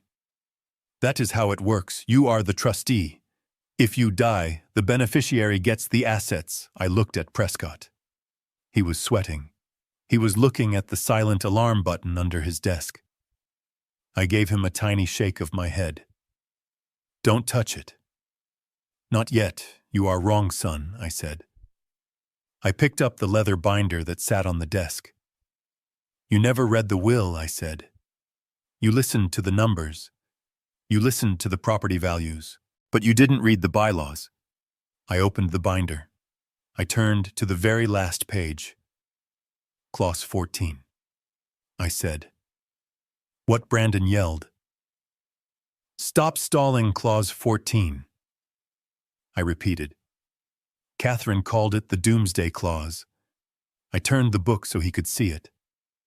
Read it, Brandon. He squinted. He kept the gun trained on my chest. I don't want to read your stupid legal garbage. Read it, I commanded. My voice filled the room. It was the voice of the father, the voice of authority. He flinched. He looked down at the page. In the event of the unnatural death of the trustee, he read stumbling over the words, or in the event that the trustee is incapacitated by violence. He stopped. Keep reading, I said. All assets of the Catherine Blackwood Protective Trust shall immediately liquidate. He looked up. His eyes were confused. Liquidate, keep reading. The proceeds shall be donated in their entirety to the National Coalition for Homeless Veterans and the City Animal Shelter. The beneficiary, Brandon Blackwood, shall receive the sum of $1. The room was silent. The only sound was Brandon's ragged breathing. He lowered the gun an inch. You are lying, he whispered. You made that up. Mom wouldn't do that. Mom knew you better than you know yourself, I said. She knew that if you didn't get the money, you might get violent. She knew you might come for me. She wanted to make sure that my death would be the most expensive mistake you ever made. I leaned back in the chair. So go ahead, I said. Pull the trigger. I tapped my chest. Right here. Do it. You kill me, you get nothing. You go to prison for murder one. And the dogs at the shelter eat steak for a year. Brandon stared at me. His hand was shaking so bad I thought the gun might go off by accident. He looked at the paper. He looked at me. He realized the trap wasn't just financial. It was existential. He couldn't kill me. I was worth more to him alive than dead. As long as I was alive, there was a chance. A tiny microscopic chance that I might change my mind. If I died, the door slammed shut forever. He started to cry. It wasn't a cry of remorse. It was the cry of a child who realized he had broken his toy and couldn't fix it. He lowered the gun. Why, he sobbed. Why did she hate me so much? She didn't hate you, I said. She loved you enough to stop you from killing yourself with her money. The sound of sirens wailed in the distance. They were getting louder. Prescott had hit the silent alarm after all. Brandon heard them. He looked at the window. He looked at the gun in his hand. For a second I saw his eyes shift. He looked at the barrel. He looked at his own temple. No, I said. I stood up. I didn't rush. I moved deliberately. Don't do it, Brandon. It isn't worth it. It is over, Dad, he said. Tiffany is gone. The money is gone. I am going to jail. You are going to jail, I agreed, but you are still alive. You can still fix this, not today, not tomorrow, but someday. I walked around the desk. I stood in front of him. I reached out my hand. Give me the gun, son. He looked at me. He looked at the gun. He was a boy again. A scared boy who had made a mess. The sirens were right outside the building now. I could hear boots running in the hallway. Please, Brandon, I said. Don't make me bury you too. He let out a long, shuddering breath. He placed the cold steel of the gun into my palm. I took it. I engaged the safety. I put it on the desk. Then I hugged him. He collapsed into my arms. He wept into my shoulder, staining my jacket with his tears and his wife's blood. I held him tight. I was the man who ruined him. I was the man who destroyed his life. But in that moment, I was just his father holding him up while his world ended. The door burst open. Police dropped the weapon. I raised my hands. I stepped away from my son. They swarmed him. They threw him to the ground. They cuffed him. He didn't fight. He just lay there staring at the floor. I watched them drag him away. Prescott stood up. He poured himself a drink. His hands were shaking. That was close, Thomas, he said. Too close. I walked to the window. I watched the police cars down below. I saw them put Brandon into the back of a cruiser. It is done, I said. Is it? Prescott asked. No, I said. Now comes the hard part. Now I had to testify. Now I had to send my son to prison. But first I had one more video to show. A video Catherine had recorded 3 days before she died. A video that would seal Brandon's fate and clear my conscience forever. I turned away from the window. Prepare the court filings, Arthur, I said. We are going to trial, and I am going to make sure the whole world sees the truth. The courtroom smelled of floor wax and old wood. It was a smell I associated with contracts and zoning permits, but today it smelled like judgment. The gallery was packed. The press had squeezed into the back rows, hungry for the final chapter of the Blackwood saga. They wanted to see the billionaire son who held a gun to his father's head. I sat at the prosecution table. Prescott was beside me. Brandon sat at the defense table. He had cleaned up. The wild-eyed gunman from my office was gone. His lawyer had put him in a soft gray sweater and glasses. He looked harmless. He looked like a boy who had lost his mother and was being bullied by his father. That was their strategy. The defense was painting a picture of a grieving son driven to madness by a tyrannical father who stole his inheritance. Brandon took the stand. He cried. It was a masterful performance. I just wanted to talk to him, Brandon sobbed into the microphone. I brought the gun because I was scared. He has men. He has security. I just wanted my mother's money so I could pay my debts and start over. He laughed at me. He told me I was worthless. I snapped. I didn't mean to hurt anyone. The jury looked sympathetic. I saw a woman in the front row dab her eyes. They saw a broken young man. They didn't see the predator who had beaten his wife half to death. They didn't see the man who had sold his family heritage for poker chips. His lawyer stood up. He was a slick man with a smile that didn't reach his eyes.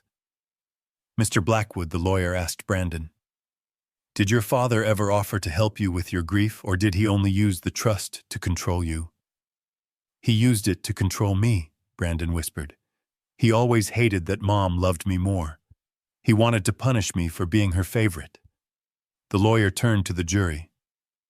Ladies and gentlemen, this man is not a criminal. He is a victim of financial and emotional abuse. He was desperate. We ask for leniency. We ask for mandatory psychiatric care, not prison. It was a good narrative. It might have worked. But narratives crumble under the weight of evidence. The prosecutor stood up. He was a short, balding man named Henderson.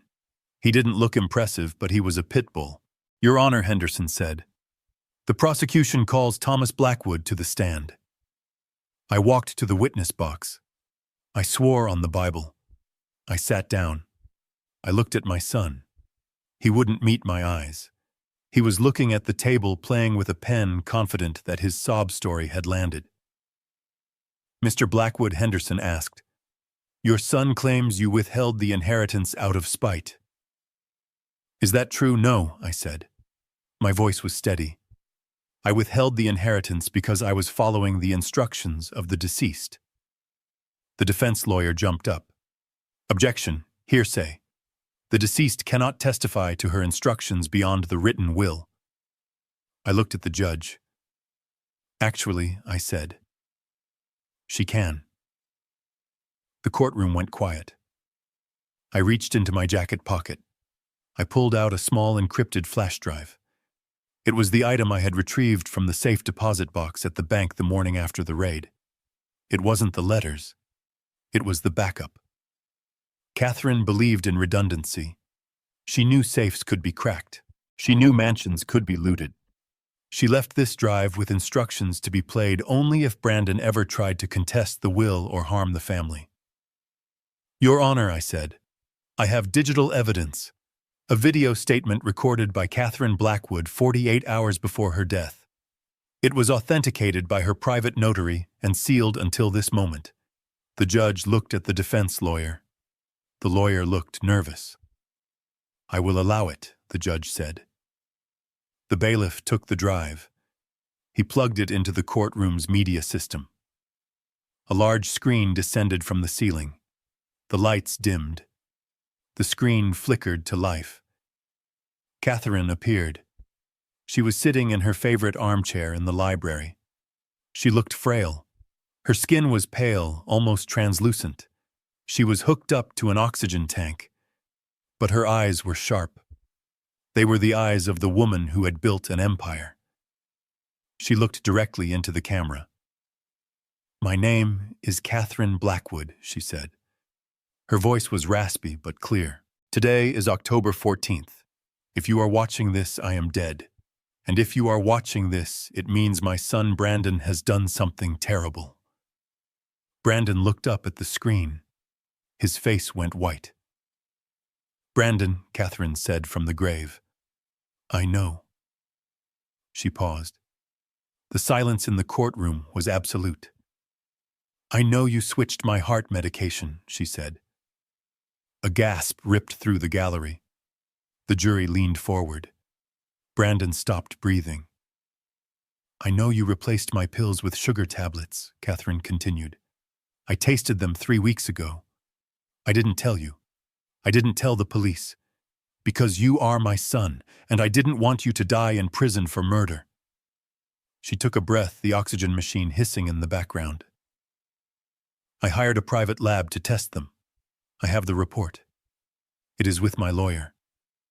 I went back to the pharmacy and got my real medication. I have been hiding it. But the damage to my heart from those 3 weeks without medicine, it is done. I am dying, Brandon, and you are killing me." Tears ran down my face. I hadn't known. She hadn't told me. She had protected him even from me. "You did it for the money," Catherine said. "You thought if I died sooner you would get the cash before the bookies broke your legs. But you were wrong." She leaned closer to the lens. "I set up the trust not to control you, but to save you. If you got $28 million today, you would be dead in a year. You would overdose, or the mob would bleed you dry. I gave the money to your father because he is the only man strong enough to say no to you." She looked sad. She looked heartbroken. "I love you, Brandon, but I cannot let you destroy yourself, and I cannot let you think you got away with it. This video is my insurance. If you hurt your father, if you try to steal the estate, this video goes to the police." She coughed. It was a wet, rattling sound. "Thomas," she said, addressing me now, "I am sorry I left you with this mess. You were always the best of us. Do what you have to do. Break him if you must. But don't let him win." The screen went black. The lights came up. The courtroom was silent. It was a heavy, suffocating silence. Every eye was on Brandon. He wasn't crying anymore. He was shaking. He looked like a ghost. His lawyer was slowly moving his chair away from him, creating distance. "Murder," the prosecutor whispered. "It wasn't just assault. It wasn't just fraud. It was attempted matricide. It was the calculated, slow poisoning of his own mother." Brandon stood up. "It is a lie," he screamed. His voice cracked. "It was a deepfake. She didn't mean it." He looked at the jury. "She was sick. She was confused. I gave her the right pills. I loved her." He looked at me. "Dad, tell them she was crazy at the end." "You know she was." I looked at my son. I saw the boy I had held. I saw the man who had switched the pills. I saw the monster who had beaten his wife. "She wasn't crazy, Brandon," I said quietly. "She was the smartest person in the room, even at the end." "You set me up," Brandon shrieked. He lunged toward the witness stand. The bailiffs were on him instantly. They slammed him onto the table. He thrashed and kicked. He screamed obscenities. He screamed that he wished I was dead. He screamed that he wished he had pulled the trigger in the office. The jury watched it all. They saw the mask fall away. They saw the violence. The judge banged his gavel home. "Order, order in the court." The defendant will be restrained. They cuffed him. They dragged him back to his chair. He was panting, his hair wild, his glasses askew. The prosecutor stood up. He looked solemn. Your Honor, in light of this new evidence, the people move to amend the charges. We are adding attempted murder in the first degree regarding Catherine Blackwood, and we request that bail be revoked immediately. The defense lawyer didn't even argue. He put his papers in his briefcase. He knew the ship had sunk. Bail is revoked, the judge said. The defendant is remanded to custody. I stepped down from the witness stand. I walked past the defense table. Brandon looked up at me. His eyes were empty. Why, he asked. Why did you show it? Because I said. You didn't just break the law, son. You broke her heart. And that is the one thing I cannot forgive. I walked out of the courtroom. The press was waiting in the hall. Flashbulbs popped. Microphones were shoved in my face. Mr. Blackwood, did you know Mr. Blackwood? How do you feel? I didn't answer. I pushed through the crowd. Prescott was right behind me, clearing a path. We got into the elevator. The doors closed, shutting out the noise. I leaned against the wall. I felt old. I felt tired. She knew I whispered. She knew he tried to kill her, and she still tried to save him from the money. That is what mothers do, Thomas Prescott said softly. They protect their children, even the monsters. I closed my eyes. Phase 4 was over. The truth was out. Now came the punishment. And for the first time in this entire war, I didn't feel like the general. I felt like the casualty. I went back to the hotel. I packed my bag. I was done hiding. I was going back to the mansion, not to live, but to clean. I had to wash the stain of my son from those halls. I had to make it a home again. But first I had a prison visit to schedule. I wasn't done with Brandon yet. He needed to know exactly what his future looked like. And it looked a lot like $50 a month. The iron gates of the state penitentiary do not creak. They buzz with an electric hum and then slide open with a heavy mechanical thud that vibrates in your teeth. It is a sound that says there is no going back. I walked through the metal detector, emptied my pockets into a gray plastic bin, and surrendered my phone. The guard patted me down. He didn't care that I was the trustee of a $28 million estate. In here, I was just visitor number 42. I walked down the long concrete corridor. The air smelled of industrial bleach and unwashed bodies. It was a smell that stripped away dignity. I sat in the visitation booth. The chair was bolted to the floor. The glass partition was scratched and cloudy, a barrier between the free world and the hell my son had built for himself. I waited. 10 minutes passed. Then the door on the other side buzzed. Brandon walked in. The transformation was absolute. The tailored suits were gone, replaced by a bright orange jumpsuit that hung loosely on his frame. The expensive haircut had been shaved down to a jagged buzz cut. He looked smaller. He looked younger. He looked like a frightened child who had been caught stealing candy, except the candy was his mother's life. He sat down. He picked up the heavy black receiver. I picked up mine. Dad, he said. His voice was tinny through the phone. Dad, you have to get me out of here. It is a nightmare. The noise. The people. I can't sleep. I can't eat. I looked at him.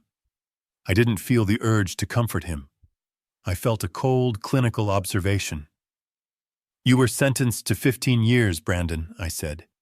You have served 3 weeks. You have a long way to go. You have to appeal, he whispered, leaning closer to the glass. Prescott can file an appeal. The trust has the money. Get me a better lawyer. Get me out on a technicality. I will sign anything. I will renounce the inheritance. Just get me out. I shook my head slowly. There will be no appeal, I said. The evidence was conclusive. You confessed on the stand. Brandon, you screamed it at the jury. No lawyer in the world can fix that. He slumped back. Tears welled in his eyes. Then send me money, he begged. I need protection. There are gangs in here, Dad. I need to pay people off. I need better food. The commissary account is empty. Put 10,000 in it. Please. I reached into the inside pocket of my jacket. I pulled out a single piece of paper. It was a deposit slip from the prison administration office. I pressed it against the glass so he could read it. He squinted. He read the number. $50, he asked.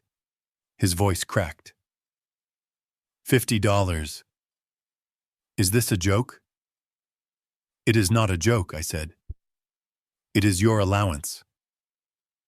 $50, that won't buy anything. A bag of coffee is $12 in here. I need sneakers, I need phone credits. Then you will have to budget, I said calmly. I leaned in. For 32 years, you never looked at a price tag, I said. You ordered the most expensive wine because you liked the shape of the bottle. You bought cars because you liked the color. You never asked what anything cost because you thought the supply was endless. I tapped the glass over the deposit slip. This is the end of the supply, Brandon. $50 a month. That is $600 a year. That is enough for toothpaste. Soap. Maybe a bag of chips on a Friday night if you are careful.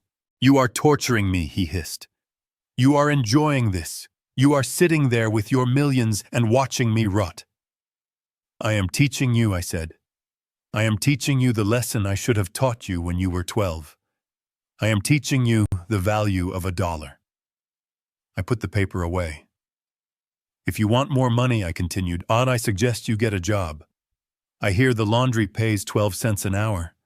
If you work hard, you can double your income. He stared at me with pure hatred. It was a look I was used to by now. And Tiffany, he asked. Did you give her $50 too? Tiffany is in the women's correctional facility in Dampier, I said. She got 5 years. And no, I didn't give her a dime. Her parents sold their condo to pay her legal fees. She is on her own, just like you. He looked down at his hands. They were clean, but they were shaking. Why did you come here? He asked quietly. If you aren't going to help me, why did you come to gloat? I came to say goodbye, I said. He looked up, startled. Goodbye, I am going away for a while, I said. I have some work to do. I have to turn the mansion into something useful. I have to make sure your mother's legacy isn't defined by your crimes. I stood up. I will deposit $50 on the first of every month, I said. Not a penny more. Don't ask Prescott for more. Don't write me letters begging for more. If you run out on the 10th, you wait 20 days for a bar of soap. You will learn to make it last. Dad, wait, he said. He stood up. He looked terrified again. Dad, don't leave me here. I looked at the man in the orange jumpsuit. You left yourself here, Brandon, I said. I am just the one turning off the lights. I hung up the phone. I didn't look back as I walked out. I heard him tapping on the glass, but I kept walking. I walked out of the prison and into the bright, blinding sunlight. The air tasted sweet. It tasted like freedom. But it also tasted like grief. I got into my car. I checked my watch. It was time. I had punished the guilty. I had secured the assets. I had closed the book on my son's life of luxury. Now I had one final task, a task that Catherine had left for me alone. I drove away from the prison, leaving my son to learn the hardest math problem in the world. How to make $50 last for 30 days. It was a lesson that would take him 15 years to master. And I hoped for his sake that by the time he walked out of those gates, he would understand that the cheapest things in life are the ones you pay the highest price for. I turned the car toward the mansion. There was one door I hadn't opened yet. One secret Catherine had kept even from the lawyers, and I was finally ready to find out what she had been hiding in the one place Brandon never thought to look. The mansion was silent when I returned. The police tape had been removed from the front door. The tire tracks from the raid had been washed away by the rain. It stood on the hill like a stone fortress that had survived a siege, battered but unbroken. I walked through the empty halls. The air still smelled faintly of the expensive perfume Tiffany used to marinate in, but beneath it was the smell of old wood and dust, the smell of home. I didn't go to the master bedroom. There was nothing there for me anymore. The safe in the wall had been looted by my son, the journals sold to some anonymous collector who probably thought they were buying the secrets of a real estate empire. They didn't know they were buying the heart of a lonely woman. I walked past the library and the ballroom. I went through the kitchen and out the back door to the conservatory. This was Catherine's sanctuary. It was a glass cathedral filled with orchids and ferns.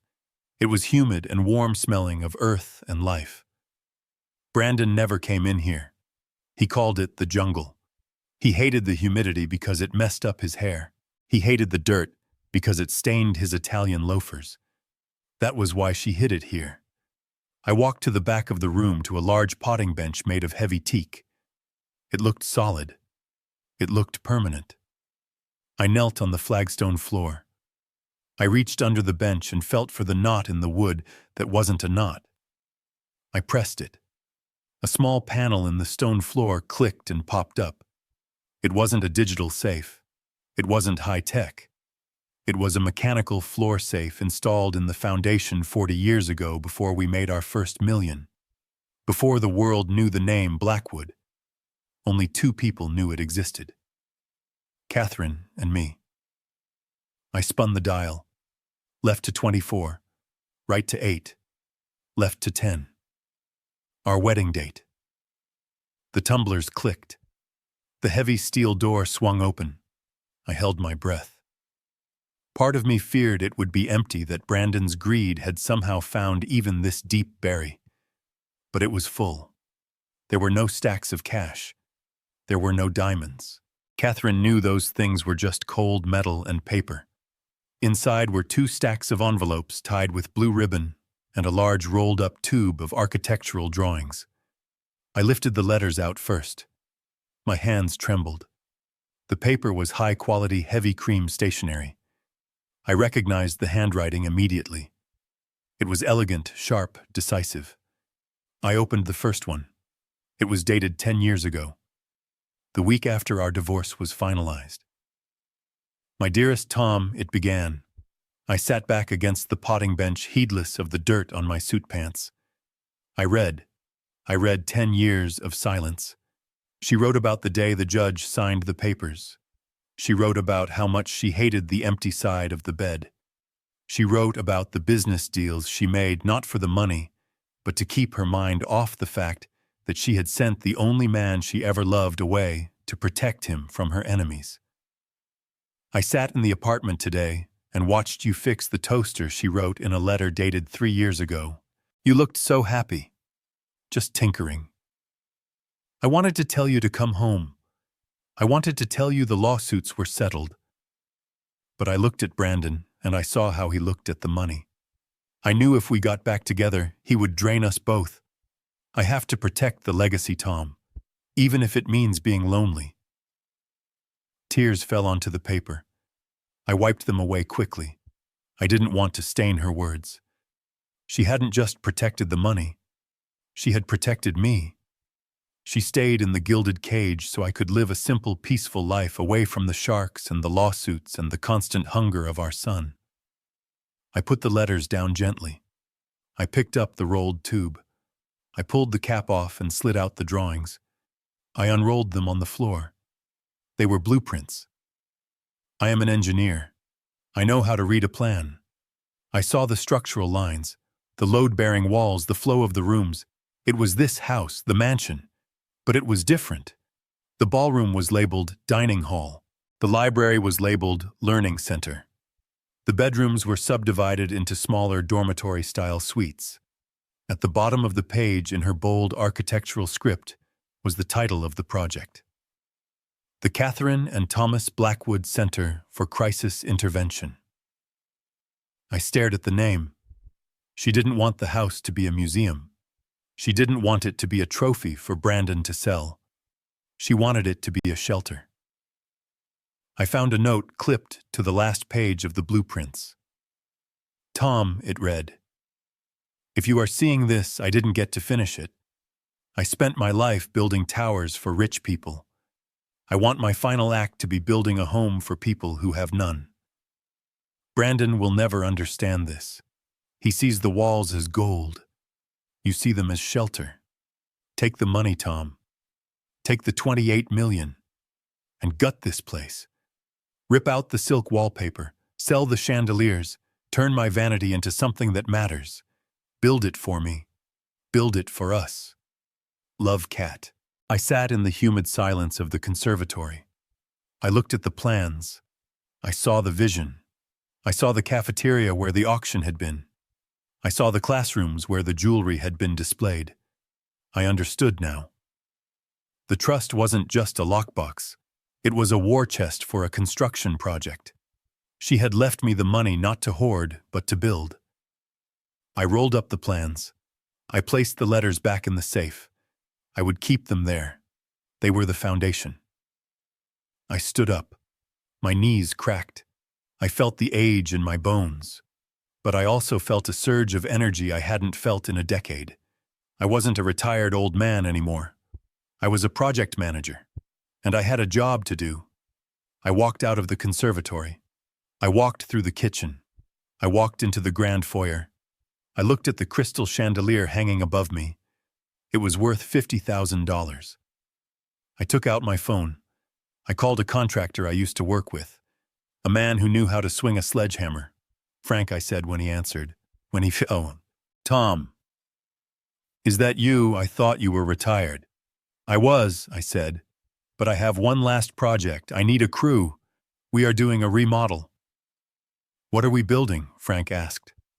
We are building a legacy, I said. And Frank, bring the big dumpsters. We are clearing out the rot. I hung up. I looked around the empty mansion. It didn't feel cold anymore. It felt like a blank canvas. My son was in a cell learning the value of $50. My wife was in the ground. But her dream was right here in my hands, and I was going to build it brick by brick. 5 years changes a man. It changes the landscape of his face, wearing down the sharp edges of anger until only the bedrock of acceptance remains. It changes a building, too. The structure at 55 Highland Drive no longer looms over the city like a fortress of greed. The iron gates, once locked tight to keep the world out, now stand open from dawn until dusk. I stood on the front lawn, leaning on a cane I didn't really need, but liked for the aesthetic. The air smelled of freshly cut grass and autumn leaves. Behind me, the sound of children laughing echoed from the open windows of what used to be the ballroom. It wasn't a ballroom anymore. It was a dining hall where 300 hot meals were served every day to veterans who had fallen through the cracks and teenagers who had nowhere else to go. The Catherine and Thomas Blackwood Center for Crisis Intervention was alive. It breathed. I adjusted my tie. I was 73 years old, and I was busier than I had been when I was building bridges across the bay. I wasn't just the donor. I was the maintenance man. I was the math tutor on Tuesdays. I was the grandfather to 100 kids who had never known what it felt like to be safe. I walked down the driveway toward the main road. I liked to check the mailbox myself. It was a habit. A bus pulled up to the stop at the bottom of the hill. The brakes hissed. The doors opened. A single passenger stepped off. He was thin. His hair, once styled with expensive gels, was graying at the temples and cut short in a utilitarian style that spoke of state-issued barbers. He wore a cheap windbreaker and jeans that were stiff with newness. He carried a clear plastic bag with a few personal items inside. It was Brandon.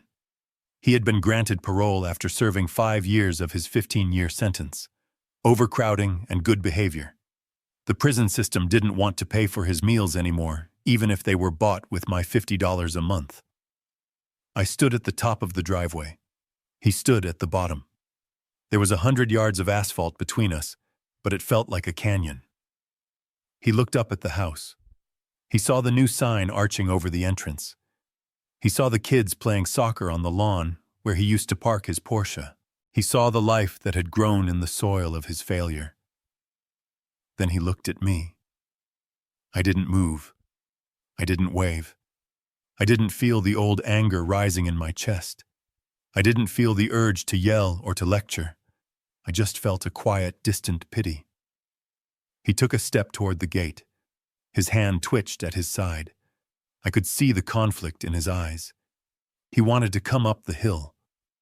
He wanted to ask if the offer of a room was still open. He wanted to know if his father still had a checkbook. But then he saw the security guard standing by the gatehouse. It wasn't a hired thug. It was Davis, the former paramedic who had helped me execute the sting operation. Davis was the head of security now.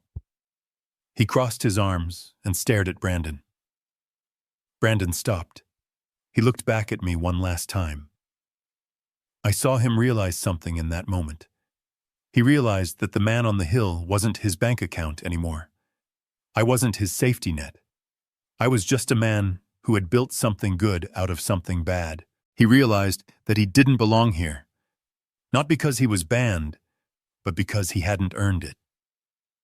He lowered his head. He turned around. He began to walk down the road, away from the mansion, away from the city, toward the industrial district where the day labor agencies were located. He walked with a slight limp.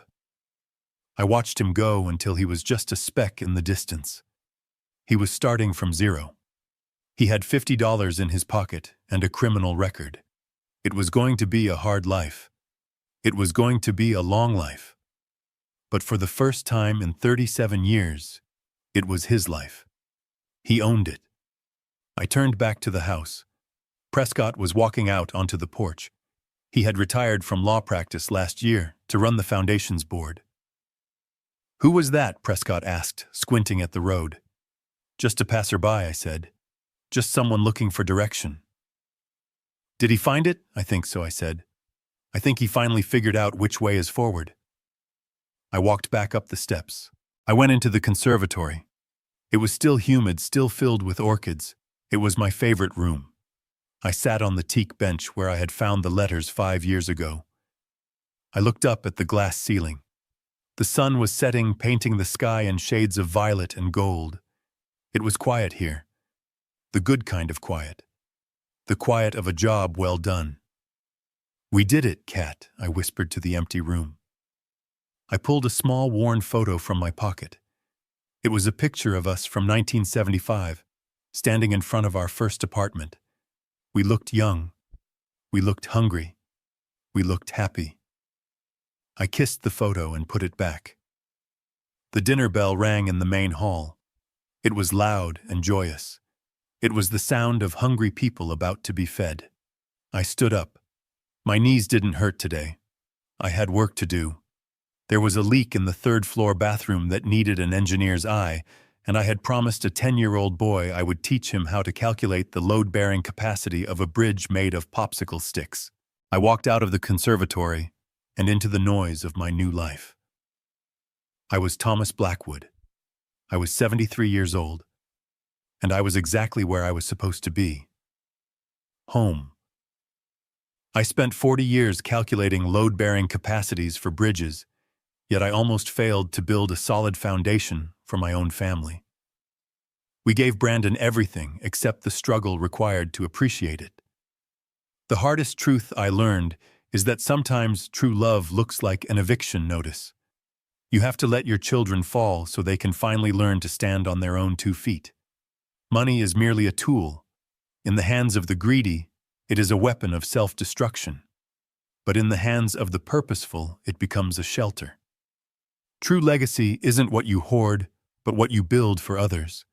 If you believe that tough love is sometimes the only way to save a family, hit that like button and subscribe for more stories of justice served.